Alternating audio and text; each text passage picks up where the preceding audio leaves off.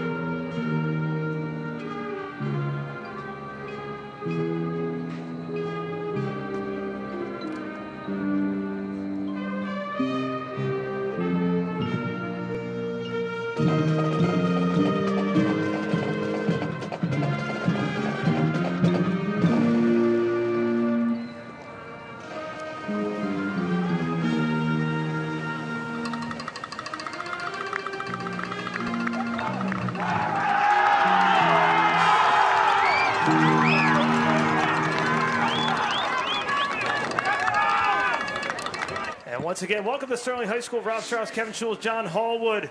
The 0-1 Sterling Silver Knights taking on the Thundering Herd. And glad to join us here on Channel 19. A beautiful Friday night here, 64 degrees, a little bit of a breeze to talk about, no humidity and clear skies. And this is a picture-perfect night for some football here. And I'm just glad we're able to sneak this game in here tonight. The second of 3 home contests here from Sterling High School. The one coming up a little bit later on towards Halloween, but Sterling really needs to get a win here to bounce back after a tough loss against Collingswood last week. As we take a look at the Colonial standings, you could see Collingswood on the top there just briefly, and there we have it with tied with Haddonfield and Delran, who Sterling will see a little bit later on in the season. West Deptford, hard to see them at 0-1. You're not used to seeing that, no question about it. And Willingboro also in a tough division here, and you look at the Memorial standings for Woodbury, they also sit on the bottom there at 0-1, and some interesting teams there: Florence, Glassboro, Burlington, Holy Cross, and Palmyra. That's a real interesting Memorial Conference or division there in that West Jersey Football League. Yeah, a lot of smaller schools, but schools that have had success in the Group 1 playoffs year in and year out. So it's like I said, this is a team in Woodbury that they themselves have a pretty good tradition. Sterling has won the toss. They elect to receive to get this second game out of 6 underway here from Sterling High School. Glad you joined us here on a picture-perfect Friday night for football. Woodbury on to kick off from their own 40. Low line drive, end over end. Kickoff going over the head of Trey Potts. Goes into the end zone, and it will be a touchback. That had got some air underneath it. As we take a look at the Sterling offense, we mentioned Jeremiah Thompson had a couple nice strikes in the open air against Collingswood. They're going to need him tonight, as well as the feature backs there and the wide receivers, if they want to get some points on the board here tonight. Yeah, you see Yoel Rodriguez, he's at wide receiver. Christian Valeri, who had the touchdown. And then you have left tackle Jaheen Reddick, Malachi Gold, Jeremiah Davis, Eric Shipley, the guard Jakar Garan, and Jacour McPherson. 1st and 10 for Sterling from their own 20-yard line. They're going to go dual wide receivers to the near side, one to the far side. Thompson from the shotgun, low snap, corrals a quick pass out to Potts. He's at the 25, out to about the 26. Good two-step drop by Jeremiah Thompson. Get that rhythm going early. I agree, Rob. I was just going to say that. It gets things going early, gives this team some confidence to get into a rhythm, because I think you're always going to say you've got to get off to a good start. That's going to be the key to the game, but especially it's a big thing today with what transpired last week. This team's really got to get a shot of confidence here. Pickup of 6, 2nd down and 4. They hand it off right up the middle. Woodbury trying to push Sterling backwards, and they're going to be a couple yards shy of the 1st down. About a 2-yard carry for Xavier DeAndrea, the senior. And that's an area where Woodbury has a lot of size, but I like that play because I think Sterling has to establish some type of a running game, because that's what's going to work well to go along with the passing game and the spread offense. Great shot there on our screen of our brand new scoreboard. We mentioned it last week. Looks real sharp. 3rd and 1. They're going to put Potts in motion, and he's going to get the carry himself and dives forward for the 1st down. Needed 1, got about 2.5. And good job by Jeremiah Thompson on that read option there, making the right read. And of course, we said Trey Potts, not a real big kid, but he can run low, lower the shoulders, and you see right here, gets a few extra yards after initial contact. Rodriguez lines up as the near side wide receiver. They now go 2 receivers to the far side. Thompson looking to pass, looks left, throws left, and it's complete to Potts, but right there on the coverage is Woodbury, and it might have got him for about a loss of 1 yard. Well, we talked about Woodbury's speed, their athleticism, their ability to come up big on special teams, but they also are the type of team that are going to get a lot of guys coming up from the safety position, almost like run stoppers, and you saw that right there. Once Potts caught the ball, he was met immediately. Great job in the open field making a tackle. 2nd down and 11, ball at the 31-yard line. Just under 10 minutes remaining here in a scoreless opening quarter. Thompson puts a man in motion. It's Potts again, and he is cut down behind. No, they're going to give it. That's fooled everybody. Trey Potts took an absolute lick in there. Thompson kept it himself and was able to pick up about 3 or 4. And you know what? I think that was a great job by Jeremiah Thompson, sensing you had a blitz right there from the left side, and he had a better shot getting it going upfield as opposed to Potts, which would have the defensive end right on his tail. What a great decision that was by Jeremiah Thompson, because I was following Trey Potts the entire way. That's why I don't play football and I'm in the broadcast booth, though. 3rd down and 7. From the 35, Sterling's got to get to the 42 for a 1st down. Richardson in motion. Now they're going to put Potts in motion again. Thompson being pressured. Throws it, and it's over the head of Trey Potts. No chance for Potts on that one. And that's going to bring out the punt team for Sterling. Yeah, had Potts open in the flat, and that's one you want to get there. That's, he knows you needed to get with that one there, because that would have been a 1st down. Not to mention under pressure from Woodborough's defense. He had to really get that ball out quick. 8:42 remaining in the first quarter. Sterling punt team out. 2 receivers back deep to receive for Woodbury, standing inside their own 35. High snap, punt is away. Nice punt. Picked up and fumbled out of bounds, but it will be Woodbury ball just shy of the 40-yard line for their first offensive possession. We should take a look at the Sterling defense. Your defensive ends, McQueen and Richardson, in their tackles, Paris, Garan, linebackers, Agbesi, Rodriguez, and your linebackers, Shipley, who was injured earlier in that last game against Collinswood. Good to see him back in the starting lineup. Barber in there as well. Your corners in the backfield, Valeriano Vi and Trey Potts. First and 10.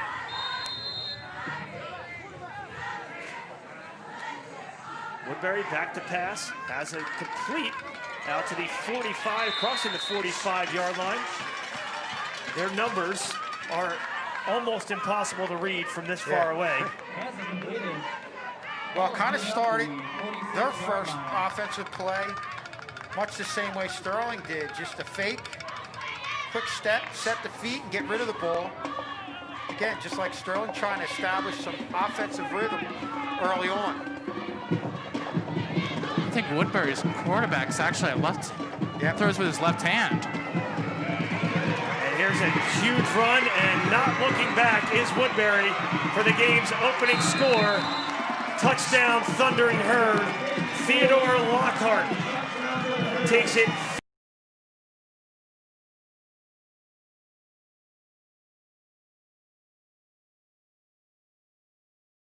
Is that so? Once he got through an initial line of scrimmage right there, there you see a missed tackle, another missed tackle. You can't give these Woodbury ball carriers too many extra opportunities, and I think that's what happened right there with the 2 missed tackles from Sterling. We saw this last week with Christian Shine, and now we're seeing it again here. They're going to go for 2 here, spread the entire offense out. Johnson back to pass, over the head of the intended receiver, and a 2-point conversion fails. 7:52 remaining here in the opening quarter. Woodbury out to a quick 6-0 lead. When you take a look at this touchdown, pretty much after those 2 missed tackles, he's off to the races, and no one's stopping him. Yeah, it looked like they went to the weak side of the field, and again, you're going to get some one-on-one situations there, and that's where Woodbury likes their speed in that situation. And again, once he gets out to daylight, he's just going past everyone. Just unbelievable, the speed. And, you know, John, last week, obviously it was a tough game, and we talked about some of the bright spots, the first drive that they had, as you look at the touchdown right here. Yeah. And I thought at times the stops that they made on defense were impressive. Didn't do a bad job. On the downside, they gave up the big plays, but, you know, they put the offense in position to possibly come back with some of the stops they had on defense. But, you know, just like last week, John, they've got to stop the big play. And obviously you saw it right there, hurt them, and allowed Woodbury to get the first score. Not to mention the defense was able to get some turnovers on Collingswood, a couple forced fumbles. Yep. And they were able to get to about to the 2-yard line, the offense unable to capitalize on it. And that's really what you're going to do. You've got to capitalize on those situations, because these teams will keep scoring on you. They will not show mercy. Low end-over-end kickoff. Sterling's going to get a chance to return it from their own 10-yard line. And they're going to get out to about the 27, and that is it. Check out highlights from this game on YouTube. We're actually streaming live on YouTube right now, so hello to our YouTube audience all over the world. YouTube.com/SterlingTV19. We've got the ability to stream these games live now, and in an era where attendance is limited at these games, and then this becomes even more important. So a shout out to Paul Mays, our tech crew, Mr. K, for getting this up and running and bringing this out to our community. Yeah, it's outstanding, like you said, Rob, especially in this situation. And you never thought that this is how it would come into play with the YouTube, but it's really allowing a lot of people to see these kids play. All right, so Sterling with their second offensive possession. Thompson in trouble, pumps once, and he goes down in the backfield. Good play in the backfield by Woodbury. And it looks like Tamir Jackson, the senior, got back there and sacked Thompson for a huge loss. Yeah, and I think one thing, guys, you're going to see from Woodbury up front defensively is something you also saw last week from Collingswood, a lot of athleticism, and I think you saw it right there. You see him try to evade the defender, and that was just great quickness in getting to Jeremiah Thompson and getting the sack. Textbook tackle there on the rush by Tamir Jackson, the senior, 6'3", 215. Second and long now. Thompson looks left, throws left, and it's off the hands of the intended receiver, Yoel Rodriguez, and just led him a little too far there, and it will be third and long from the 11. Unfortunately, you're starting to fall in the same type of pattern as we look at the replay here. Just threw it a little bit wide to the receiver. You're falling into the same type of pattern that you fell into last week, where you're getting the ball in third and long situations deep in your own end of the field. Third down. 3rd and 22 for Sterling from their own 11, 6:53 left to go. Sterling's going to have to make a big play. Back to pass is Thompson, and again over the head of the intended receiver, Yoel Rodriguez, and a quick 3 and out for the Silver Knights. And right now, Sterling not doing a good job on offensively, both pretty much quick thirds and outs, and Thompson again overthrows his receiver just a bit, but right now you're going to give Woodbury a good opportunity with field position. Yeah, just another tough start. Although, you looked in that their first series, they were able to get a first down. You thought things were starting to roll a little bit. We talked about getting into a rhythm, but obviously after the score from Woodbury, that's been lost. And that was a very high snap for Thompson. Able to cover. Takes a Sterling bounce and is picked up. I don't know why Sam Agbesi could have let that just roll for another 5 or 6 yards. Yeah. Fell on it at about his own 40. And look at the great job Jeremiah Thompson did recovering and getting that punt off. Shown a lot of athleticism there, and we saw that a lot last week when he was in similar situations against Collingswood. That looked like it was going out of bounds and then took a hop at the last second and curved inwards and may have rolled for an additional 5 yards nonetheless. It'll be first down for Woodbury inside Sterling territory at the 38. Brian Johnson from the shotgun hands it off to Jerome Moore. Moore with about a 12-yard gain and a first down, his first carry of the game. So the sophomore gets a dozen yards and moves the chains. He's a sophomore? He doesn't look like a sophomore. He looks like a senior or a junior out there, able to gain some great momentum and get those extra yards. And you have backs with a lot of quickness, and you couple that with the nice push you had off to the right side. And this is a Woodbury team that's on a roll right now. Another handoff up the middle across the 20-yard line, approaching the 20. Might have gotten across the 20, no, just shy of the 20-yard line. On the carry there is Deshaun Smith. And right now, Woodbury's definitely going to try to capitalize on the run game. They're not even going to try to pass it. Their run game's going to work like this on Sterling. They're going to keep going with the run game. Check that. That was Lockhart on that last carry.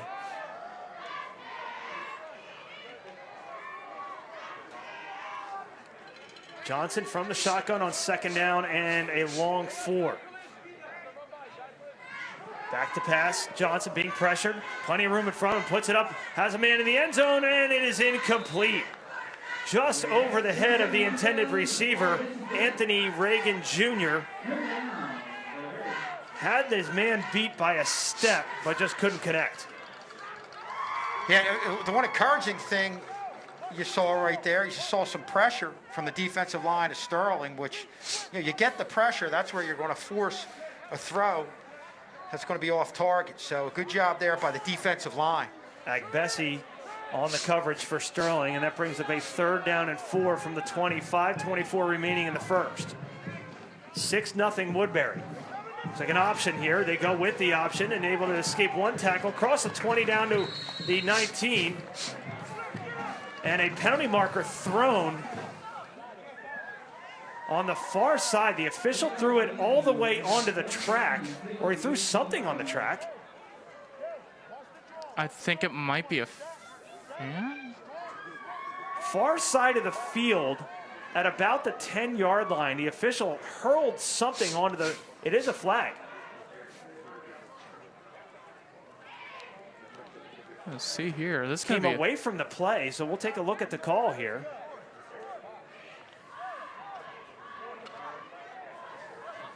Unsportsmanlike against Woodbury. Watch the far side of your screen. Again, the play's going to come your way with the option. And they're the plays that can drive coaches crazy. You have the momentum. You're clearly in control of the game from a field position standpoint, and you're just giving the other team a chance to get back in this game. Watch the top right part of your screen here at the very end of the play. The two, very top part of the screen here, as the two players got tangled up, and then here you see the push out of bounds, and it just may have gotten a little too aggressive there. Maybe got right up about there, push him all the way out on the track. The official threw the flag and it landed on lane 2 of the track. So good arm by the official. Yeah. And you're left with no choice but to make that call, no question about it. But a break for Sterling, nonetheless. Very big break, and this fourth, that could have been a fourth and easable 2, is now down to a 3rd and long situation for Woodbury. Woodbury has to get to the 15-yard line. It's going to be 3rd and 18.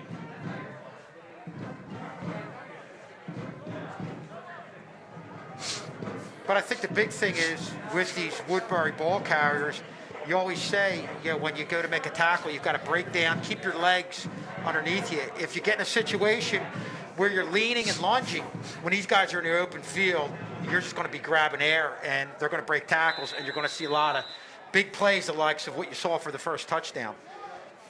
Clock continues to run under 4 3/4 minutes remaining here in this opening quarter. Woodbury leading 6-0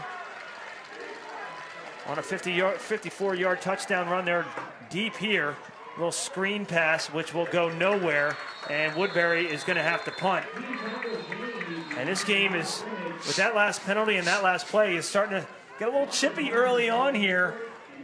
And we're not even 1 quarter into the game. And a good job by the defense. I mean, you had the break of the penalty, but hey, give them credit. They took advantage of it and were able to stop Woodbury, a team that, guys, had great field position. And you're talking about a big play team that gets the ball to start after a touchdown in the Sterling end of the field. So kudos to them. I don't think they're going to punt.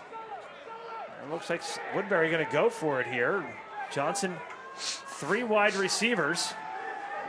And he's going to look across the middle of the field, and it is incomplete, broken up nicely on the play by Sterling.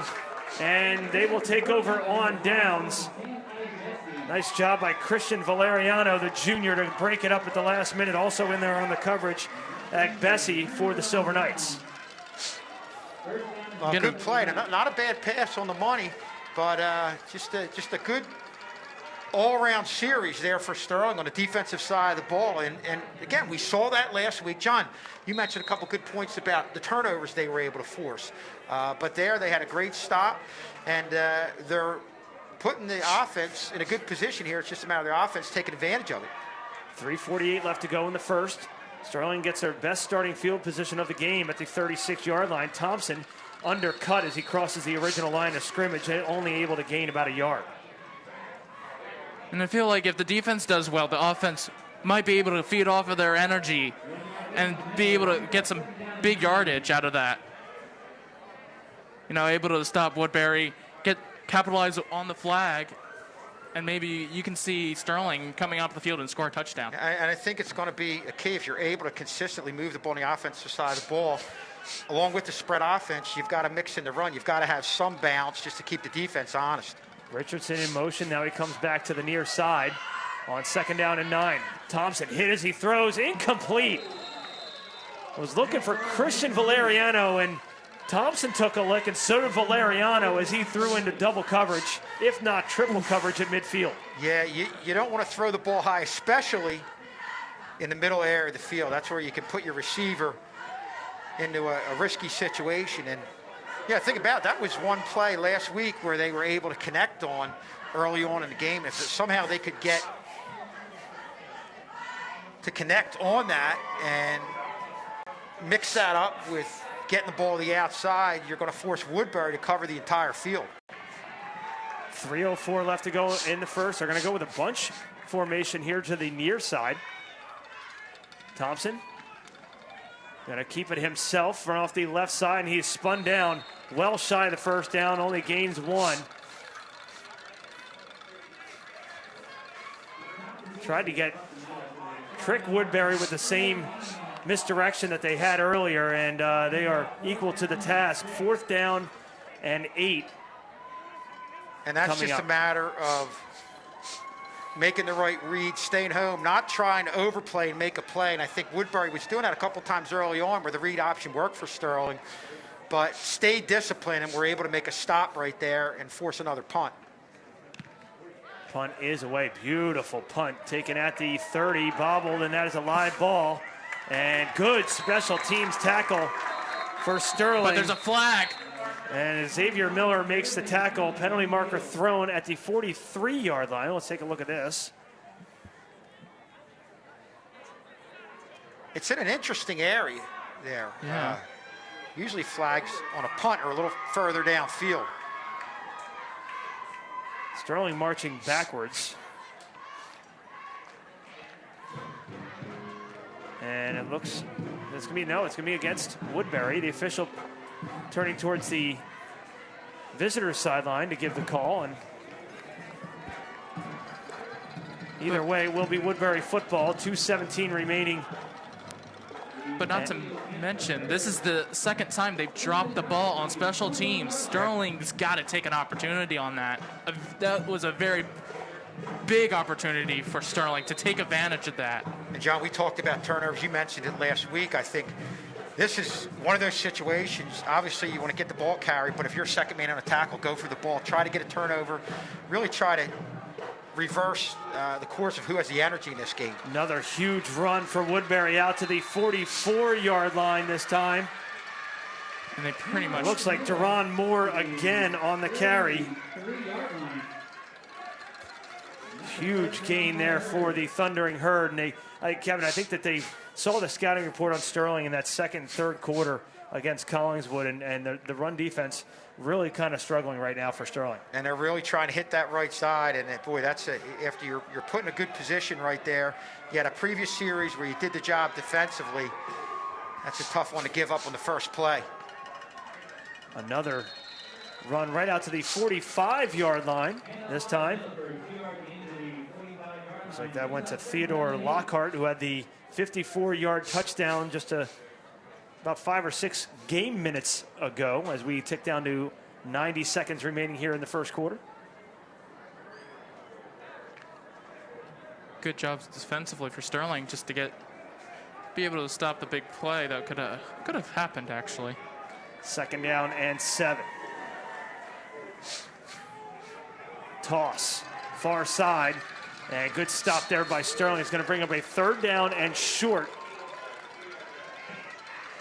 That was Deron Moore again, the sophomore, trying to get the edge and could not. Sterling right there defensively. Good defensive effort there by Sterling's line to sniff that one out. Yeah, and another big play here for the defense. Probably some good practice out there after that Collingswood game. Coach said, we need to work on that. And right now it's going into practice. You could definitely see they're doing a lot better. 3rd and 5, big 3rd and 5. Sterling defense holds true. They might have even pushed them back a yard, and now some additional whistles. And there's a penalty marker thrown on the field.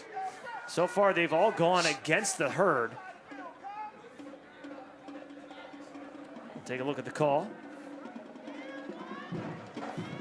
I'm going to say a possible hold against Woodbury. You're 1 for 1. Illegal forward. Wow. That's penalty goes against Sterling. Illegal hit? I'm not sure. Chop block? I don't know. I didn't see anything there in a tackle. I didn't see a late hit. I didn't see a helmet. Let's see, maybe was there helmet-to-helmet contact? Nothing. The second man in, maybe? Boy, I don't know. He still wasn't down, though. I mean, it's not like you came down and somebody's going to... That's a tough one to take. Let's see if we can take another look at it here, Kevin. One to take. See if we can slow it down. The only thing I can think of is helmet to helmet. But what's if they march off 15? Wow.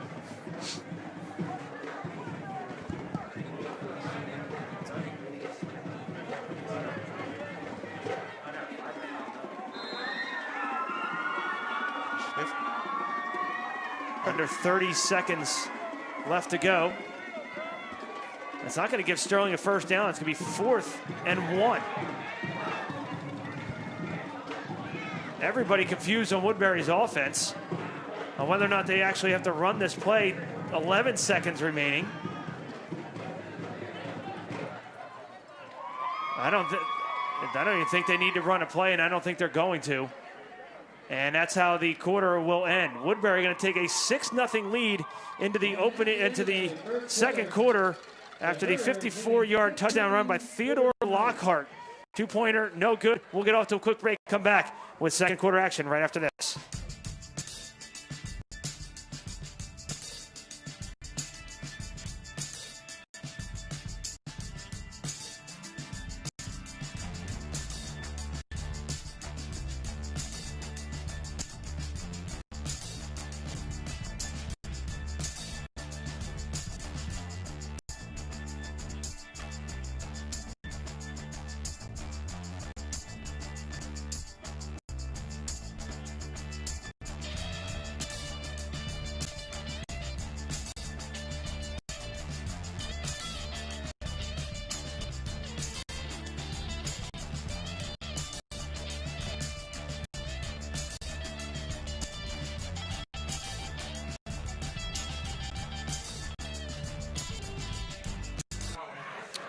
Welcome back to Sterling High School. Rob Strauss, Kevin Schulz, and we've subbed out. We made a substitution of our own, bringing back in Brandon Grace for John Hallwood. I want to thank John for joining us here in this first quarter. Brandon Grace, second broadcast. What do you like about this Sterling team? Actually, hold that thought. I'll give you a chance to compose yourself as we look at a 4th and 1. Very important 4th and 1 for the Thundering Herd. Hand it off. They have the first down. Brandon Grace, what were your thoughts? Some of your thoughts on that first quarter? My thoughts on the first quarter so far is definitely playing tougher on defense. So even though they gave up the big play, the 54-yard run, besides that, compared to last week, they're playing way tougher defense. They're controlling the edges more. It looks cleaner overall on Sterling's side. This was the exact same score, just flipped. Collingswood, Sterling had the 6-0 lead, or 8-0 lead rather, against Collingswood. And then obviously Collingswood went on a 34-0 run after that. But Woodbury with a fresh set of downs here, 1st and 10 inside Sterling territory. Back to pass is complete. Pass is complete to Anthony Reagan Jr. Reagan Jr. down the sideline, touchdown. 47-yard touchdown pass from Johnson to Reagan Jr.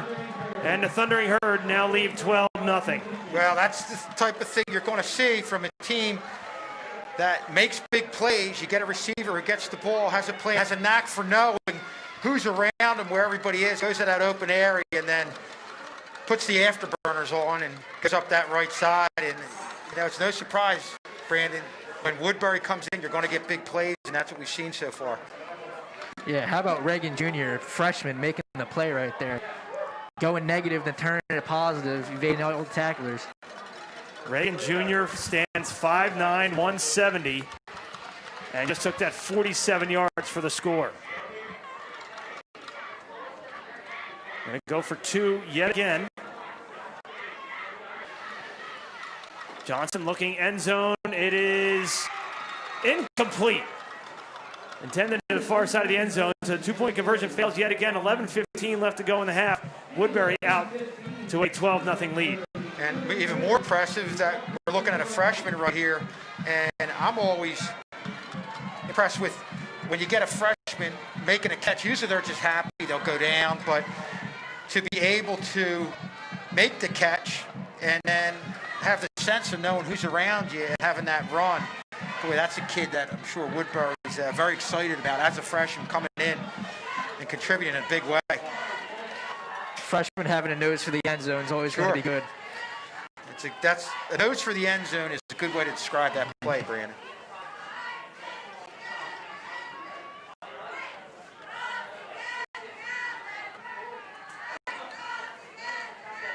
So 12-0 Thundering Herd with 11:15 left to go here in this second quarter. And it's all the big plays. It's not like these little 4 or 5 yard touchdown runs on a long drive. It seems like all these scoring plays are let me take a look at the 2-point conversion here.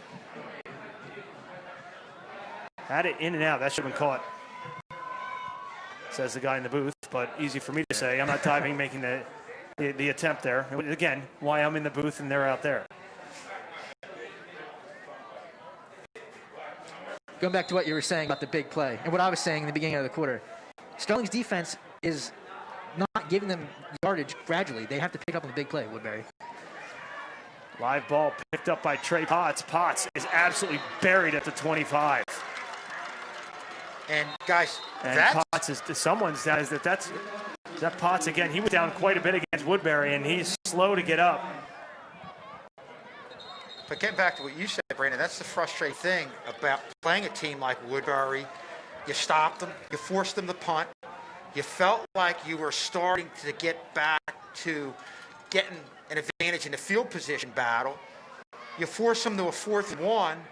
They're able to get the first down, then boom, the big play comes up. And you know, like you said, they're making stops. It's just that, boy, you really have got to get to either the ball carrier or the receiver in the open field because Woodbury is just going to make you pay.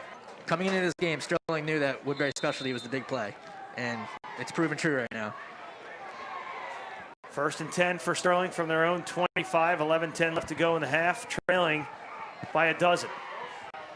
Thompson rolls left, looking left to throw, and again over the head of the intended receiver, Christian Valeriano. That's 3 straight misses high.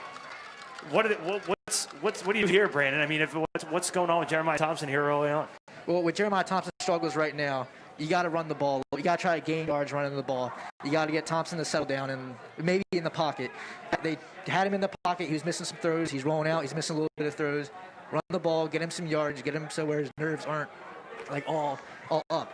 And if you are going to throw, go with some shorter throws to kind of reestablish that rhythm and get things going. I was going to say a screen pass, just something short just to get him going here a little bit. 2nd down and 10 after the incompletion. Handoff goes absolutely into a wall of gold and white. No gain on the play. It's going to bring up 3rd and 11. And this is where, again, you've got a team defensively that is playing how they need to play with the lead. Everybody's up. Sterling hasn't been able to stretch the field.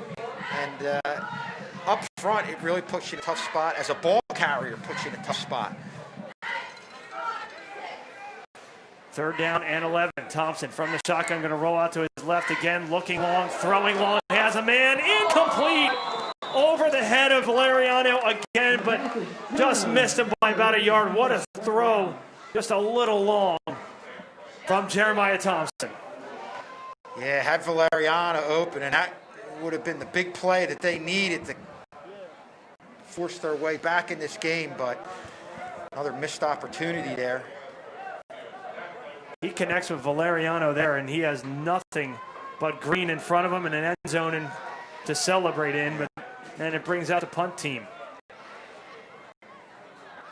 Inches away from cutting that lead in half right there.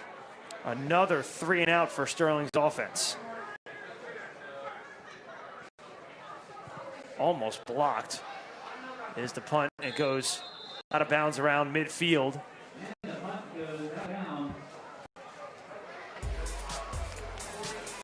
And don't forget to follow Channel 19 on Twitter to Twitter.com/SterlingTV19 at SterlingTV19. Highlights, updates, all sorts of great stuff. Mr. K tweeting out soon to come some student projects as we are back in school, and the projects I'm sure will be all posted on there as well. So lots of great content. Twitter.com/SterlingTV19. Well, another situation where you've got real good field position for Woodbury. Ball at midfield. Johnson under center, puts a man in motion. Johnson going to keep it himself, trying to find some running room. Finds a nice cut inside, gains a first down. Tackled on the play by Sterling right at the 40, so they're going to move the chains. And I think you're seeing right here how speed makes you play. You try to over-anticipate, and that just makes Woodbury, or allows Woodbury to gain more space on the field. Richardson on the tackle for the Silver Knights. Yeah, Kevin, like you were saying, speed kills, especially when Sterling's young on the outside of their defense. You're going to get those yards. Woodbury knows that. Yeah, and you give these guys any type of space, boy, they've just got the speed and the ability to cut. That makes things difficult for any defense. Split backs from the shotgun now for Woodbury on 1st and 10. They go to the tailback, and now finding a huge chunk of room down the sideline, and that is a touchdown. 40-yard touchdown run, second of the game for Theodore Lockhart, and it is now an 18-0 game. Nothing fancy about that. This was just a case of Lockhart winning the race to the edge, and penalty marker thrown. You see Sterling has got to have probably a little better angle of pursuit and getting to Lockhart. And fortunately for Sterling, this one will come back. Sterling dodges a bullet there in a big, big way. Let's see if we can find the hole.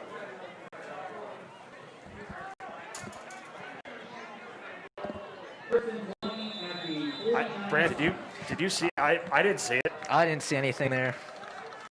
I mean, maybe on the edge. Nobody loves the Sterling Knights more than us, but we'll take it. Maybe on the edge by the right tackle, holding Jimmy Richardson. So take the 6 points off the board under 9 minutes to play after the penalty. 1st down and 20 from the 49. Inside this time. They're going with Deron Moore. Moore with some room up the middle. He's spinning around across the 30, across the 20, yeah, almost down to the 25-yard line. Gets the first down. 24-yard run by Deron Moore. What a bullish run by Moore. Yeah, and we're talking a lot about the speed. You saw Moore right there. A few stiff arms, running real hard, breaking tackles. How many tackles did he break run hard, in addition to speed that you're seeing out there? You know, I'm gonna put this on Brandon to count the missed tackles there. 1. Timeout, Woodbury. 3. 4. I'm looking at 5 missed tackles right there. The Sterling defense has to do better. But what an effort by Moore. Moore, not a easy guy to take down. Listed as 5'11", 200-pound sophomore. And it's about time that we do some trivia. The first trivia question of the season. What high school started in 1964 and took students from Woodbury High? I'll let you guys think about it because I got the answer before the question was over. I think. But I won't say anything. I'm not too sure. I know that Sterling did start sometime around 1964, though, but I don't have a definite answer. So Sterling was 1960. So I'm going to say Gateway, maybe. I was thinking Gateway as well. Yep. Hey, nice. Oh, winner, chicken dinner. Look at that. I like it. Boy, I'll tell you what. Acted like he wasn't going to get it, and playing coy. A zinger right there. Got it. Nailed it. My man, Brandon Grace. Love the humility. Wasn't too sure. And he's up here in the booth. Listen, drop the mic now and walk away. Because the trivia questions as the season gets on, gets harder and harder and harder. And the crack staff that we have look up these crazy, crazy stats. And he wasn't near his phone, so we can verify that right here. There's been accusations of people no cheating, looking on their phones for answers. Never mind the fact that I have my laptop and Twitter open. Never mind. I did not look up that answer. I can't type that fast. First and 10 after the timeout by Woodbury. Johnson back to pass. It is picked off almost. One-handed stab and an interception by Trey Potts. Wow. 2 hands, Trey. He got the right hand on it and couldn't haul it in. Not one that was right in the gut. It would have been a great play if he was able to haul it in. But, boy, that's the break you really need it. And Potts, if he was able to get that, you can't see it on the camera, but he had some room up that right side. That hit about every single part of both of his arms. And guys, right now, we talked about getting a turner. Sterling just needs something to re-energize him in some way. And, boy, that would have done it in a big way. Sterling needs a big play of their own. I think you guys are both right. I think you hit the nail right on the head. So far, Sterling has not had anything really to build, to capitalize on offensive, defensively, special teams, whereas Woodbury has ripped off 3 huge runs, one of which came back on a holding call. But a delay of game penalty here. They just need some sort of Woodbury, spark. with the penalties, they're inviting you to get back in this game. And that's where you've just got to take advantage of it. Somebody's got to step up and make a play at this point. We don't keep penalty stats up here in the booth, but I would say that's at least a half dozen flags. Another big run right up the middle by Theodore Lockhart. Gain back some of the penalty yardage and then some. Very rarely do you see the most penalized team up. Yeah. And you know what, guys, in addition to Woodbury's speed, I like, from a play calling standpoint, how they're really trying to spread the whole field, exploit the entire field, make you play from sideline to sideline. And Sterling's really having a tough time doing that. 3rd down and 8 at the 24, 7:40 remaining in the half. Handoff again out to the 20-yard line. That's Lockhart again on the carry. They have to get to about the 16 for a first down.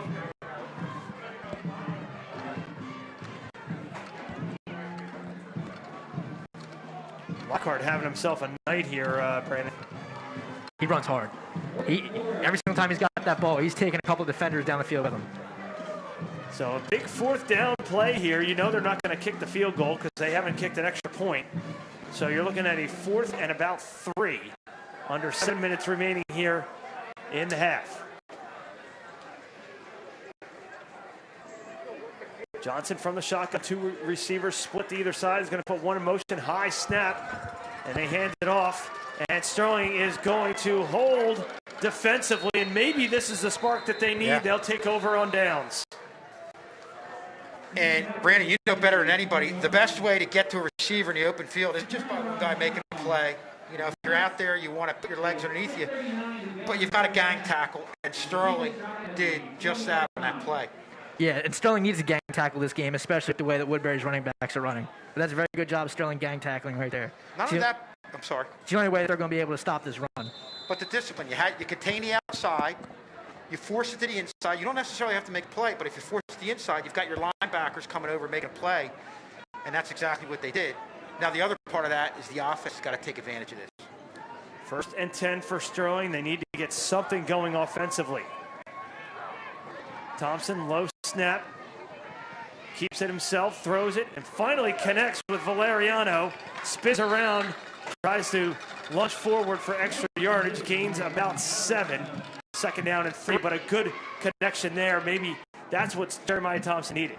Nice comeback route right there by Valeriano. He already had his head turned, looking for the ball right out of his break.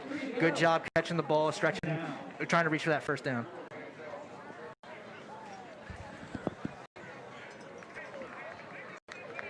First completion for Thompson since the 1st quarter. Handed off right up the middle. Sterling getting the 1st down is crossing the 20-yard line is Xavier DeAndrea, the senior. So they needed 3. They got 4. It's a good sign because early on when Sterling was able to get a couple 1st downs, you saw what you're seeing right now.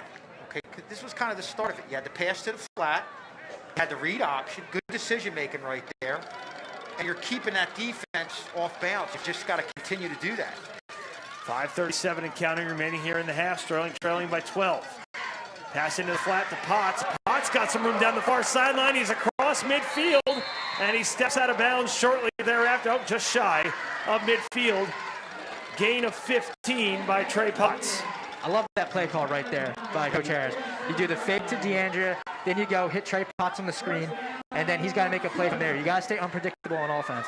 I like that. And that was a good play with the screen because it was away from the defenders. Because with this team, you've got to be careful at anything to the outside because they're capable with the playmakers on the defensive side of the ball stepping up and going the other way. But a good play call and excellent execution by Thompson and Potts. A little momentum here for the Silver Knights as the second quarter starts to wind down about halfway through this second quarter. DeAndrea stepped up, no gain.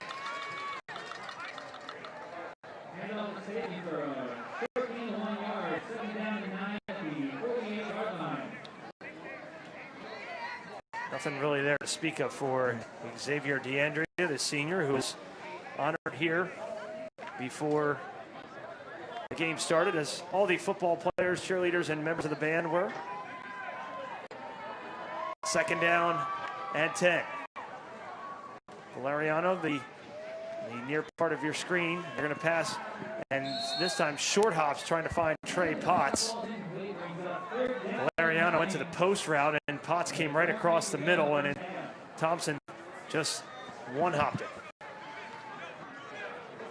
I'm not sure what's up with Thompson tonight so far. Hopefully he can start turning this around. Normally, he's hitting that throw 9 out of 10 times most of the time. And if you hit that tonight, that's a couple more drives that would have been extended. So a third down and 9, and this is a big play offensively if Sterling wants to keep this drive going. They have a little bit of momentum, and what a big builder this would be if they can convert here on 3rd and 9. Thompson looking for Valeriano, stops, complete at the 40-yard line inside Woodbury territory. They'll move the sticks. Gain of 13 on the play. Again with the comeback route. Valeriano, that seems to be his specialty right now, him and Maya. They're going, he's hitting the 12 yards, he's coming back to 10 before his head even turns around and the ball's out. I don't think we could see it on any of these replays because I don't think we had Valeriano ISO'd on that. But the route that he ran was unbelievable. He just stopped in his tracks. And as you can see right here, first of all, it's a great catch by Valeriano. And a tough throw by Jeremiah Thompson, having to turn his shoulders and put the ball right on the money. Sterling quick to the line on 1st and 10. First time they're inside Woodbury territory with 4:37 remaining in the half. Thompson somehow corrals that bobbled snap, and it is complete. Nope, incomplete. They're going to call it incomplete. It's probably better off for Sterling that DeAndrea dropped that. Otherwise, it would have been a 6-yard loss. You gained probably 6 yards off the incompletion. And I think they're lucky that it was not a lateral pass, too. It was definitely forward, but not by much.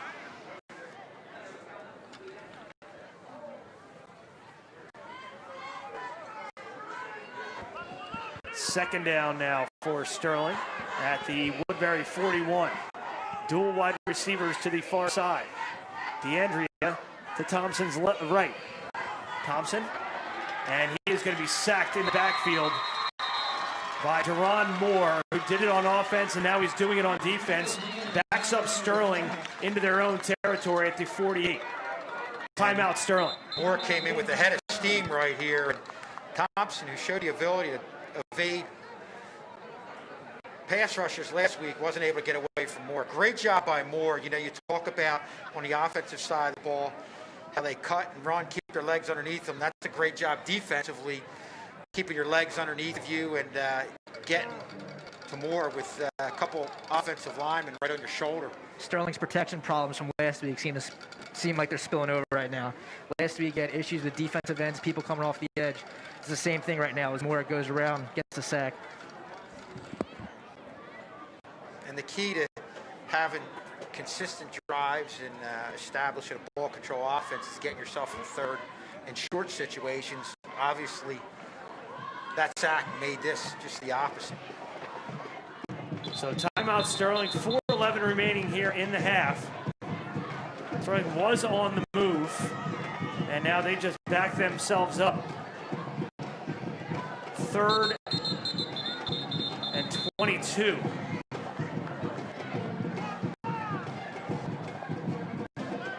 So the Woodbury defense is the shining star right now, not their running game.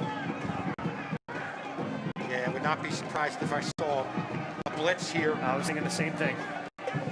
Thompson backs up. Sterling sets up the screen to Potts, and Woodbury is all over it. Potts gets back to the original line of scrimmage, and it's going to be 4th and long. In that situation, not a bad play call. You know, Sterling's thrown the ball to the outside on those screens, and you figure Woodbury's going to be digging in, coming in from the outside, but just a great effort by Woodbury to cover that play. That play would have worked perfectly if the blitz you guys predicted would have came. Because then the linebackers aren't there to sit there, lay over top of Potts. Yep. And they were waiting for him the whole time. They looked like they were going blitz. Yeah, they had everybody up. Good disguise. So the punt team out for Sterling.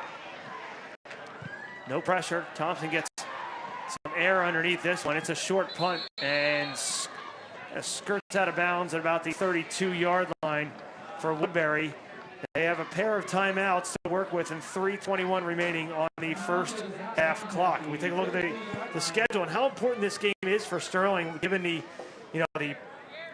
schedule ahead for Sterling. They're going to be, their next 2 games are away at Haddon Heights. That's going to be an 11 a.m. start on Saturday, October 17th, and then at Delran, which will be a very interesting contest for them.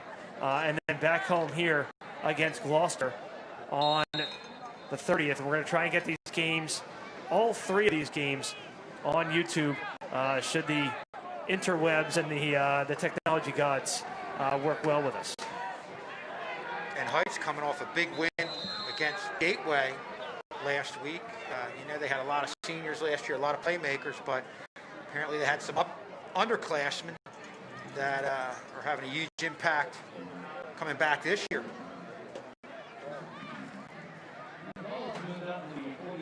Sterling just having a tough time wrapping up here tonight, Brandon. Boy, these running backs run hard. They're looking for contact every single time they get their hands on that ball. Gain of 8 on first down brings up 2nd down and 2 for the Thundering Herd at their own 40-yard line. Back to pass, looking, has a man, and it is caught for the touchdown. A 60-yard touchdown pass and catch.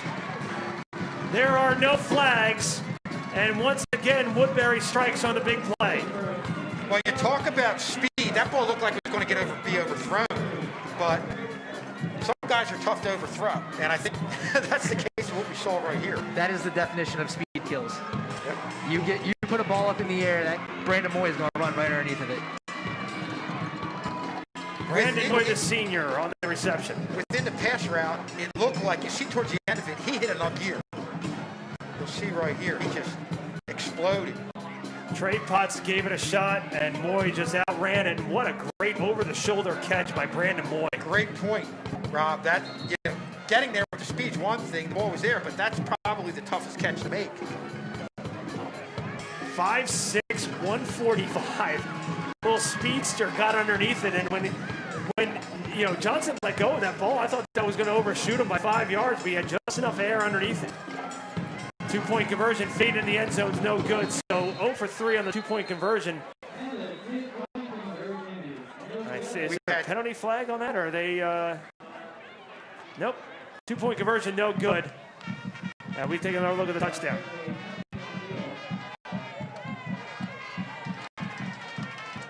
You see Feet having a lot of time too.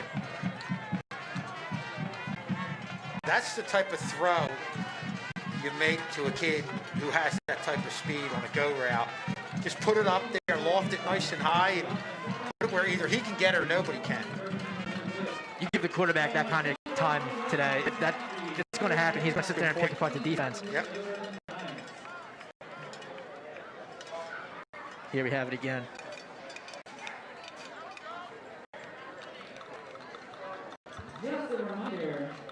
Right up the seam, Brandon Moy for the touchdown.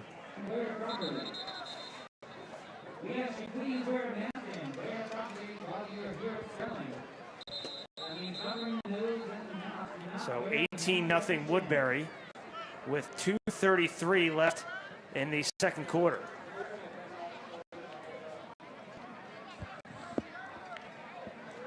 All these touchdown plays coming from 54, 47, and 60 yards out. And you can't say you're surprised, because this is one thing that we talked about when we knew Woodbury was coming in here. Something that they do year in and year out is come up with the big plays. And that's as you said, Rob, that's what we're seeing right now. Woodbury on to kick off. Potts picks it up on a bounce at about the 15 and doesn't get much further than that. He's just got nowhere to go.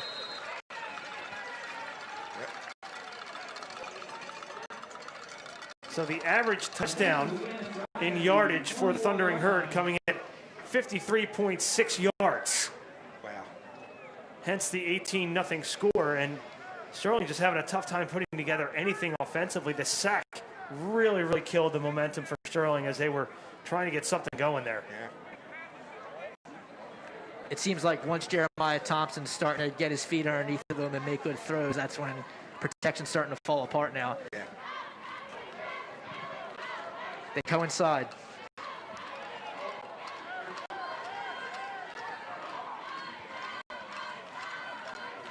First and 10 for Sterling from their own 24, 2:26 remaining. Snap dropped momentarily. Looking for Valeriano. Almost a one-handed grab. Looking for a flag, and they get one. They get one. Okay, I see it back. I was going to say. I had the wall here blocking me. I didn't see the flag. All right, I'll take a deep breath. We almost had to mute Mr. Schulz' mic so he could run out on the field and throw his own yellow laundry on the field. Easy call there for the official, as you can see right here coming into your living room. Again, Valeriano with the head fake.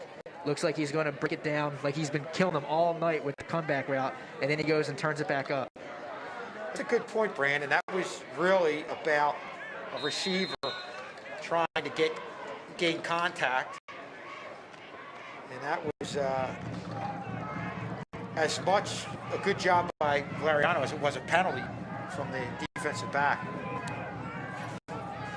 Penalty puts the ball at the 36-yard line, first and 10 for Sterling. Another low snap, but ball's on the ground. Thompson wisely just falls on it, and he'll lose 5. Been having a little bit of issues with the snap tonight. That's about the third I've seen so far. And the field's in good condition. It's not one of those damp nights yet that we get into in like the late fall, where as soon as the sun sets, you get the dew on the ground. I don't think it's that kind of night here at all. No, not at all.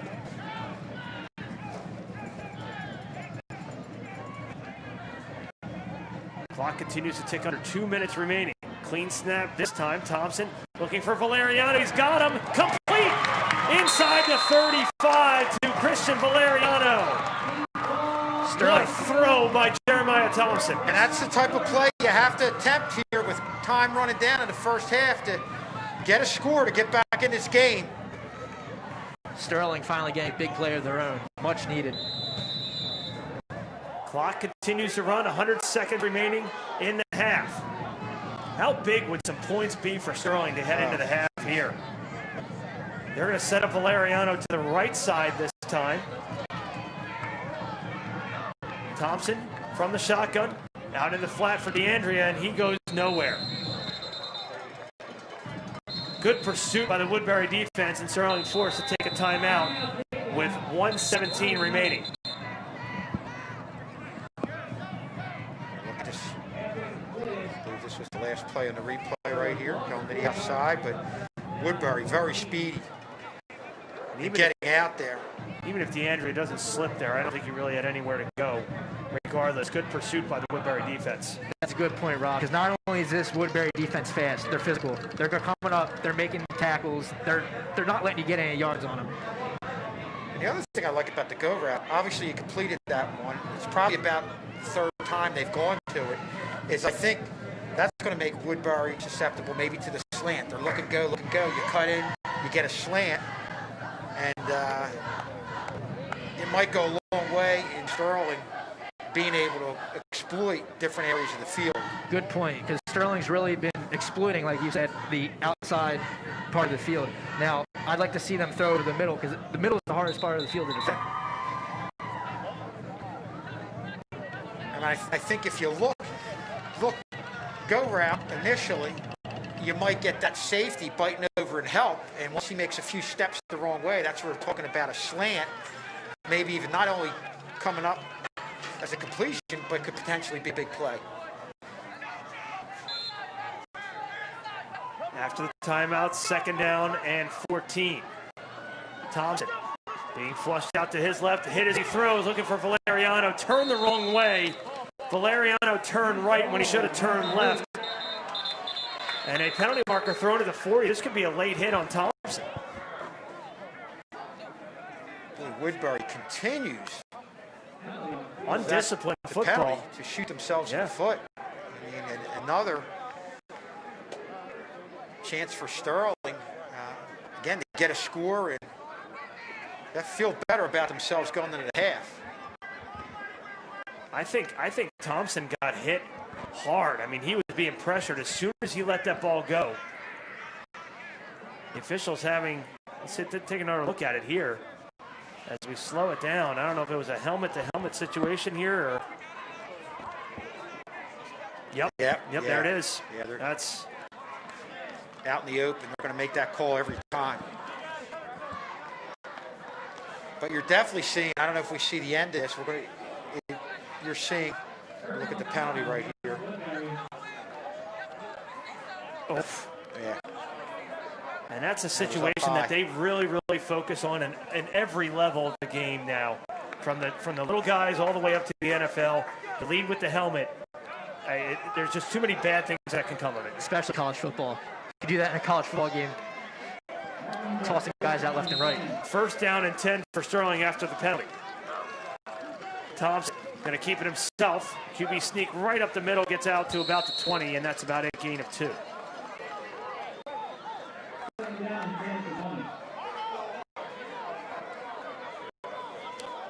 Some scores from around the league. Triton leading Deptford 18-13. Thompson being pressured across the middle and has it complete inside the 10 by who else? Christian Valeriano. Well, there's that first slant. goal. They're thinking go route to the end zone, corner of the end zone, cuts inside. Sterling no timeout, so they're going to hurry up here with 35 seconds remaining. Thompson across the middle. Incomplete. Looking for Trey Potts. I like the thought process there, though. Sure, absolutely. Sterling, a correction. They do have 1 timeout remaining, so you can go to the middle of the field here. You can run the ball. 31 seconds remaining, 2nd and goal. Ball just inside the 10 at the 9. They need points here, guys. Absolutely. We've got Richardson lined up to protect Thompson, and it is caught in the end zone for the touchdown. Christian Valeriano tiptoes the near sideline for 6. What a grab by Valeriano. Unbelievable. Great grab, great catch, and talk about throwing a pass with authority. And again, you're looking at Valeriano drawing a lot of attention over there.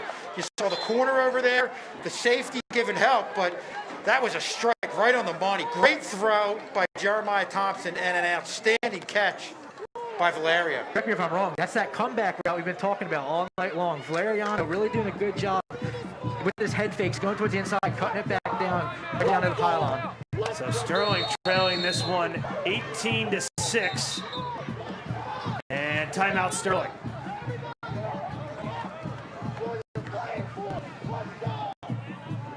And this is, we're going to look at an isolation replay of the pattern here of Valeriano here. Brandon, talk about this. Valeriano's thought process, he wants to push it vertical as much as possible. He gets to about 10 yards. He's cutting it back, fakes his head inside, turns back towards the pylon. Now he wants to go tiptoe grab right in the end zone. Catching it really right over the corner. That's a nice grab. Yeah, talk about putting it where the receiver can get it with the height and the defender can't. That was it, because the defender, he recovered and was there. If that ball was a little low, he could have possibly batted away. But just a great throw. And that really gives Jeremiah Thompson a lot of confidence, too. Yep. Especially the timing of it, guys. 25.8 seconds, getting absolutely dominated for a majority of this game, and you get that score going into halftime. There's the momentum we talked about. Woodbury has really kept Sterling in this game with all the penalties. That's They a have great to clean that thing. up if they want to win this football game. Sterling going to go for 2 here. But a penalty marker thrown.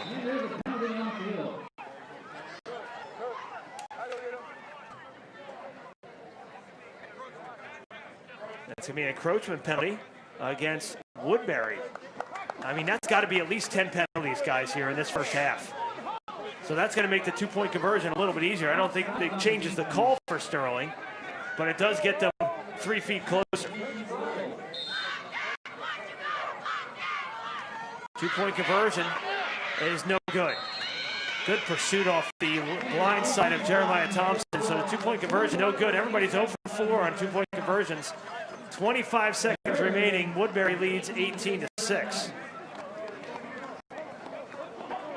You see, trying to evade the pressure from the outside. Looks like a linebacker blitz coming off the outside. Not much he could do about that. Woodbury owns the edge. They have all night. Their defensive ends are getting to Jeremiah Thompson really almost at will. And that's where, we talked about the running game, the read option, and come into play, just mixing things up. Another look at the touchdown grab by Valeriano. A really nice route. Put on the brakes right there. And look at that. Is that a... You got mossed. You got mossed right there. I was about mossed. to say. Let's send that into ESPN and see if we get Randy Moss to comment it. Shout out to Tanju Sibri from the boys soccer team on that camera coverage there. Tanju had an outstanding game yesterday in soccer. Tied a highly regarded Haddon Township team. Both Sterling one of Sterling goalies went down as well. And Woodbury comes up with the kickoff here and in good field position, but they have a lot of field in front of them here with 19 seconds to go and 2 timeouts in their pocket. And a good move on the kickoff, forcing one of the upbacks to field the ball. Because the last thing you need, obviously, is one of those speedsters taking on all the way. I'd say Sterling special teams have done a very good job of keeping the ball away from Woodbury's playmakers. Yep. On punt, you see Jeremiah Thompson, whether that's on purpose or not, I don't know, but punting it out of bounds and keeping it away. Yeah.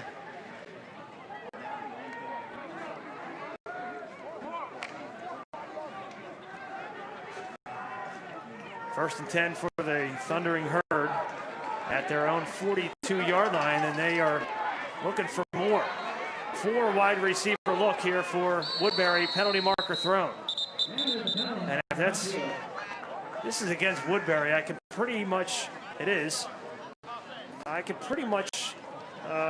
guess what the coaches are going to be talking about at halftime for the Woodbury squad here tonight.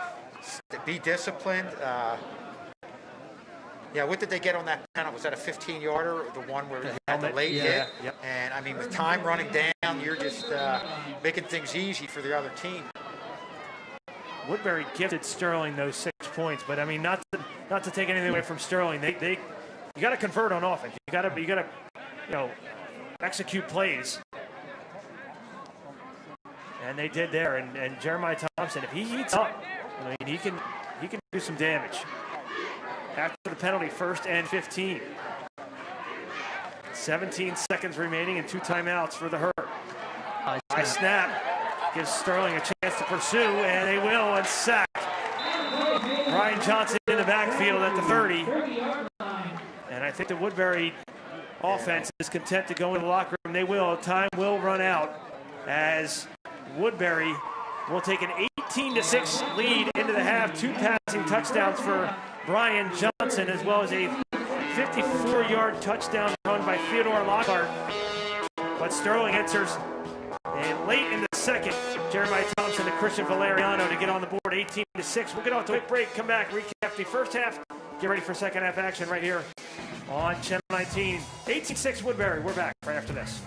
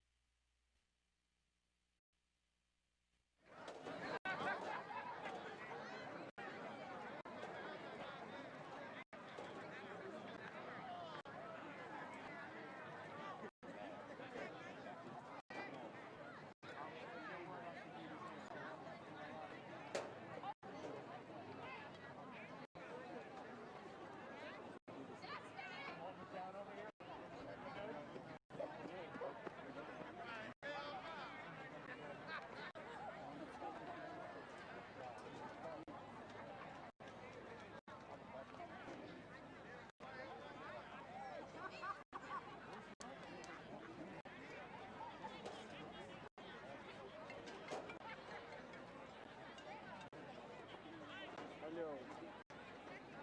Efendim? Ders yapıyorum. Rapor yapıyorum maçta. Bilmiyorum ya. Şimdi bir tane video dersim var. Şey. 3 tane maç çekmem gerekiyor yani okulun sonunda. Tam bir müdahale yanında. Müdahale oturuyor izliyor. Bilmiyorum orada işte ya. Oturuyor. Ben çarpın üstündeyim. Yani yakalıyorum ya. Bilmiyorum ya. Belki şarj bitmiştir. Gidip ararım ben şimdi. Hadi görüşürüz. Baba araba... Yo. He said just keep on with I know it's halftime, but if you direct your attention to the field, Woodbury is going to give us a performance, followed by the Sterling Band. Let's give everybody a round of applause.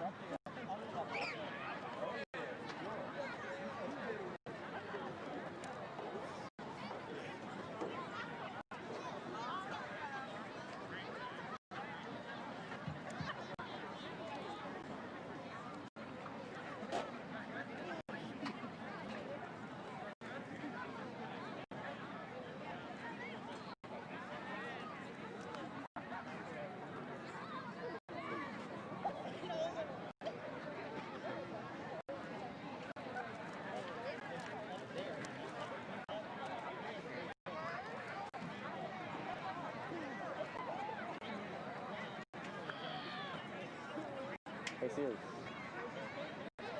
FaceTime one.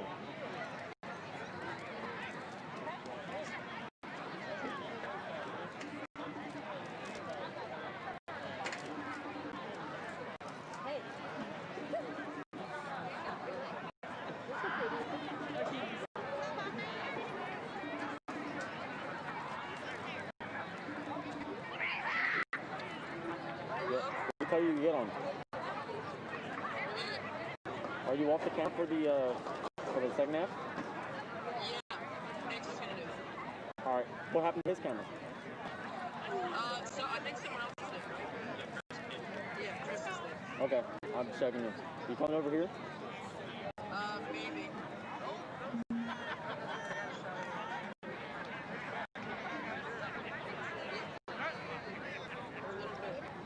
Maybe it's in the pants on.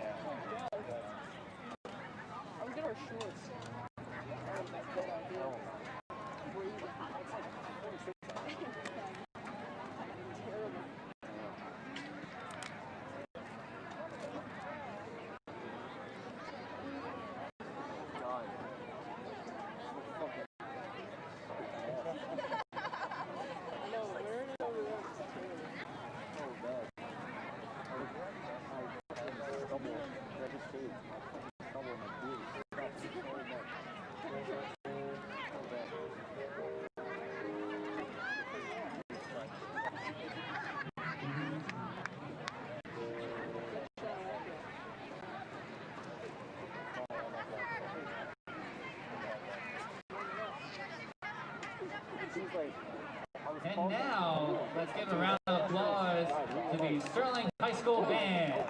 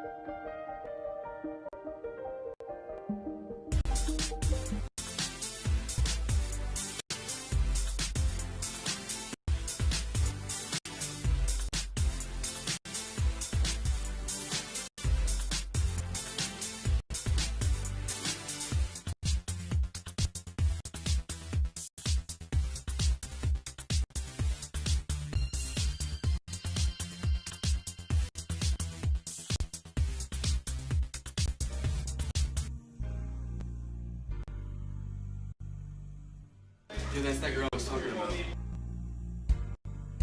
Hey, I like your new tattoo. Hey, when are you gonna post something new?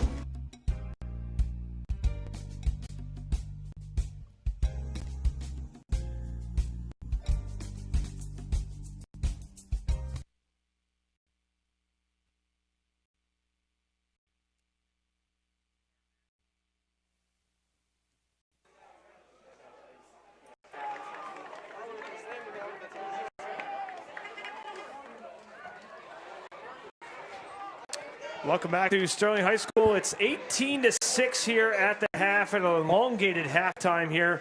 Nonetheless, Sterling in a 12-point hole here, Kevin, as we get ready for the second half. And very similar story to what we had in the Collingswood game. The big plays really, really hurting Sterling here. Yeah, no question about it. And obviously, to start this second half, you're going to have the defense come out and play the way they did at times. But again, Rob, you talked about the big play. But with that being said, boy, what a huge drive coming down the field, coming up with a much-needed score and giving yourself a little bit of life going into the half. You absolutely had to score there if you were Sterling. And the other thing that you can circle on this game is the amount of penalties that kept Sterling in this game in key situations. Sure. And the one that, I don't want to say led to the score because it was a beautiful pass from Thompson to Valeriano in the end zone, but the roughing the passer call with the crowning of the helmet with the focus, the emphasis on the headshot really kept that drive going. Yeah, you come in high and you're out in the wide open. There's no way you're not going to get called for that. And, and it was, you hate to see a hit like that, but the encouraging thing was Sterling took advantage of it. There were other penalties by Woodbury that Sterling didn't take advantage of. And Rob, you also talked about it. That obviously, we're talking about Sterling and what their mindset is. The penalties, the needless, senseless penalties are something that I'm sure Woodbury talked about at the half. We didn't keep accurate stats on the number of penalties, but I would say upwards of at least a dozen in that first half for the Thundering Herd. And yet they still lead this one 18-6. And something that Brandon Grace brought up earlier, usually the team that has the more turnovers is not leading in a game. No. Which is kind of bizarre. Sterling will kick off to Woodbury to start this second half, trailing by a dozen. Low line drive taken at about the 25. Some room there for Woodbury down the far sideline, cuts it back inside and goes out of bounds inside the 35-yard line in Sterling territory. Not what Sterling designed here on a short kickoff. You watch him here, kind of the same thing he did on that go route for the touchdown, was scampering along and then hit an extra gear right there. And Sterling just couldn't keep up, and boy, this is not what you wanted. All that momentum. Sterling to start the second half. All that momentum that they had is now really just almost gone away real quick. Brandon Moy on the return puts the ball at the 33 of Sterling to start for the Thundering Herd. Handoff up the middle to Lockhart, and the ball comes out, and there's some momentum shift right there. Sterling gets it right back. Woodbury doing everything that they possibly can to keep Sterling in this game, but good job by the Sterling defense to rip that ball out. Tough to see what happened here. We'll look on the replay. Not sure live. Ball's out. Yeah, popped out. I don't know if somebody grabbed it. Was the knee down before, though? I mean, not that we can go to replay there, but that's always the risk you're going to run, trying to get those extra yards in traffic. Here we go. And is the ball getting ripped away? That's a close call to really make, and Sterling right now really needs to take advantage of this. Again, we've been mentioning turnovers all during this game, and here's a turnover now, and Sterling's got to take it. Thompson hands off to D'Andrea, and not much there for Xavier D'Andrea, the senior.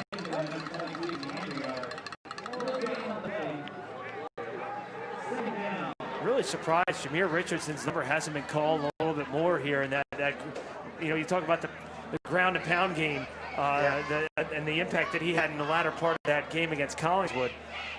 See what he can do here, but and that goes back to what we talked about, having bounds to go along with the spread offense. There he is there. And they're going to be Thompson out to the 25. Again, they're using Thompson a lot more in this game than they did in the last game. And we're going to have an injury. Injury timeout here at the 35. Head trainer Sean Clank jogs out onto the field. Let's see who that injured Knight is. Another real nice read by Thompson. A good play call. You see them trying to beat Potts to the outside, thinking the ball was going to go to him. And a great read by Thompson, and a quick first step getting upfield. I think that was the key.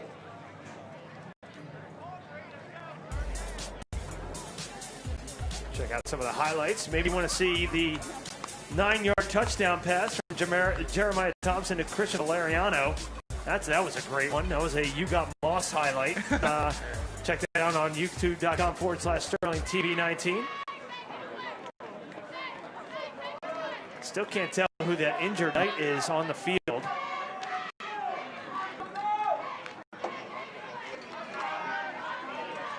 I think that might be 72.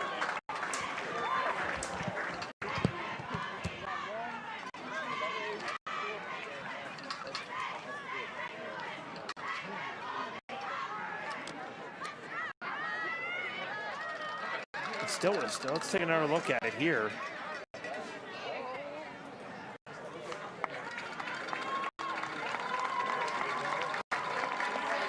It is number 78. It's not in our program here, but he's got an ankle rolled up on over.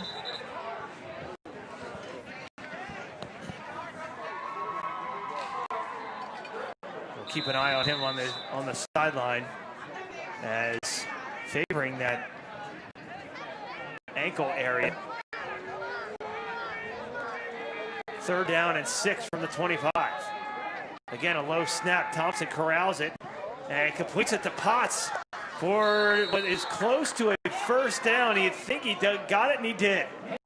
Needed to get to the 32, got to the 35. Good shoestring catch by Trey Potts. Well, you see first the low snap, and then he had to just get rid of it quick. Didn't even have a chance to set his feet. Really close. It was a little low, but at that point, when you're just trying to get rid of it, you just want to get it there. A nice grab there by Potts. Shout out to Dylan Jess, telling me it's Jaheim Reddick was the injured Knight on that previous play. Getting some attention on the medical sideline here. Thompson passing the flat to Potts, hit right away for a loss of 4. And as soon as he cut, he was already getting swallowed by 3 Woodbury players, and by that point, dropped the ball. And to be honest with you, that play hasn't been there all night. And out in the flat to Trey Potts. Woodbury doing a good job of reading it and getting reading that play and getting out there. Exactly. Right. Exactly what you said there, Schulze. Under 10 minutes remaining. Second 13 from the 31. Thompson with time, back pass, has it in and out of the hands of Trey Potts. And that's one that he's going to want back. Deshaun Smith on the coverage.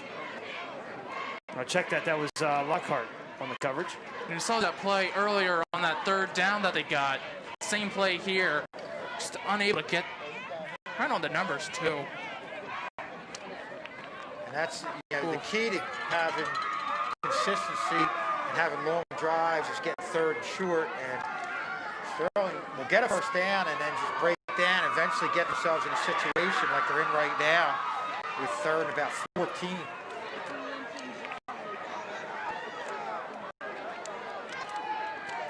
Third and 14, Thompson from the shotgun. And I think there was some movement on the Sterling side. There was, and that'll be now a third and 18.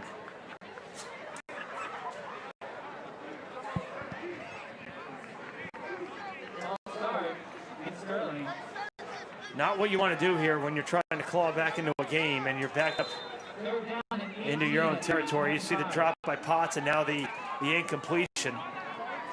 Yeah, this is where, so far in this game, they got into situations like this. They go to Valerio. Three-man rush for Woodbury. Big throw.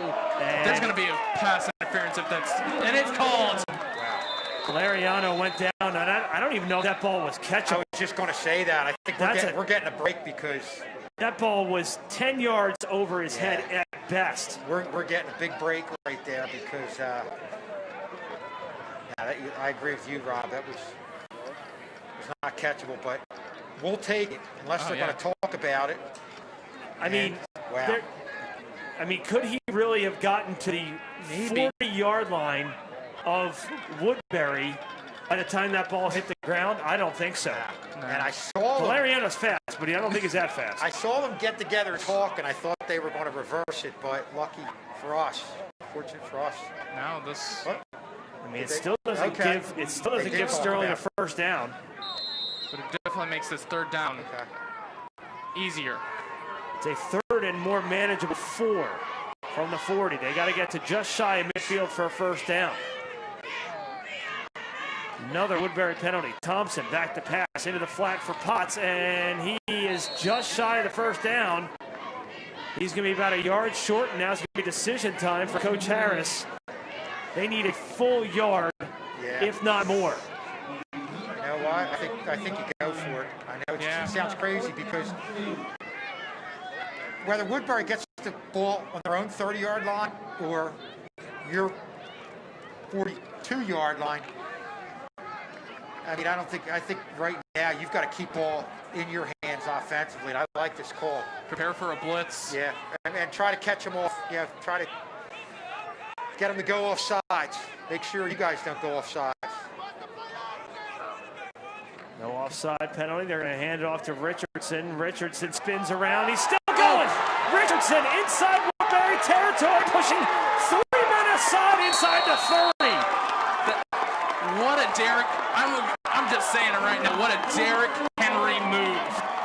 Just shoving up stiff arms right front and center, rolling through that defense. You talked about getting Jameer Richardson involved in this offense.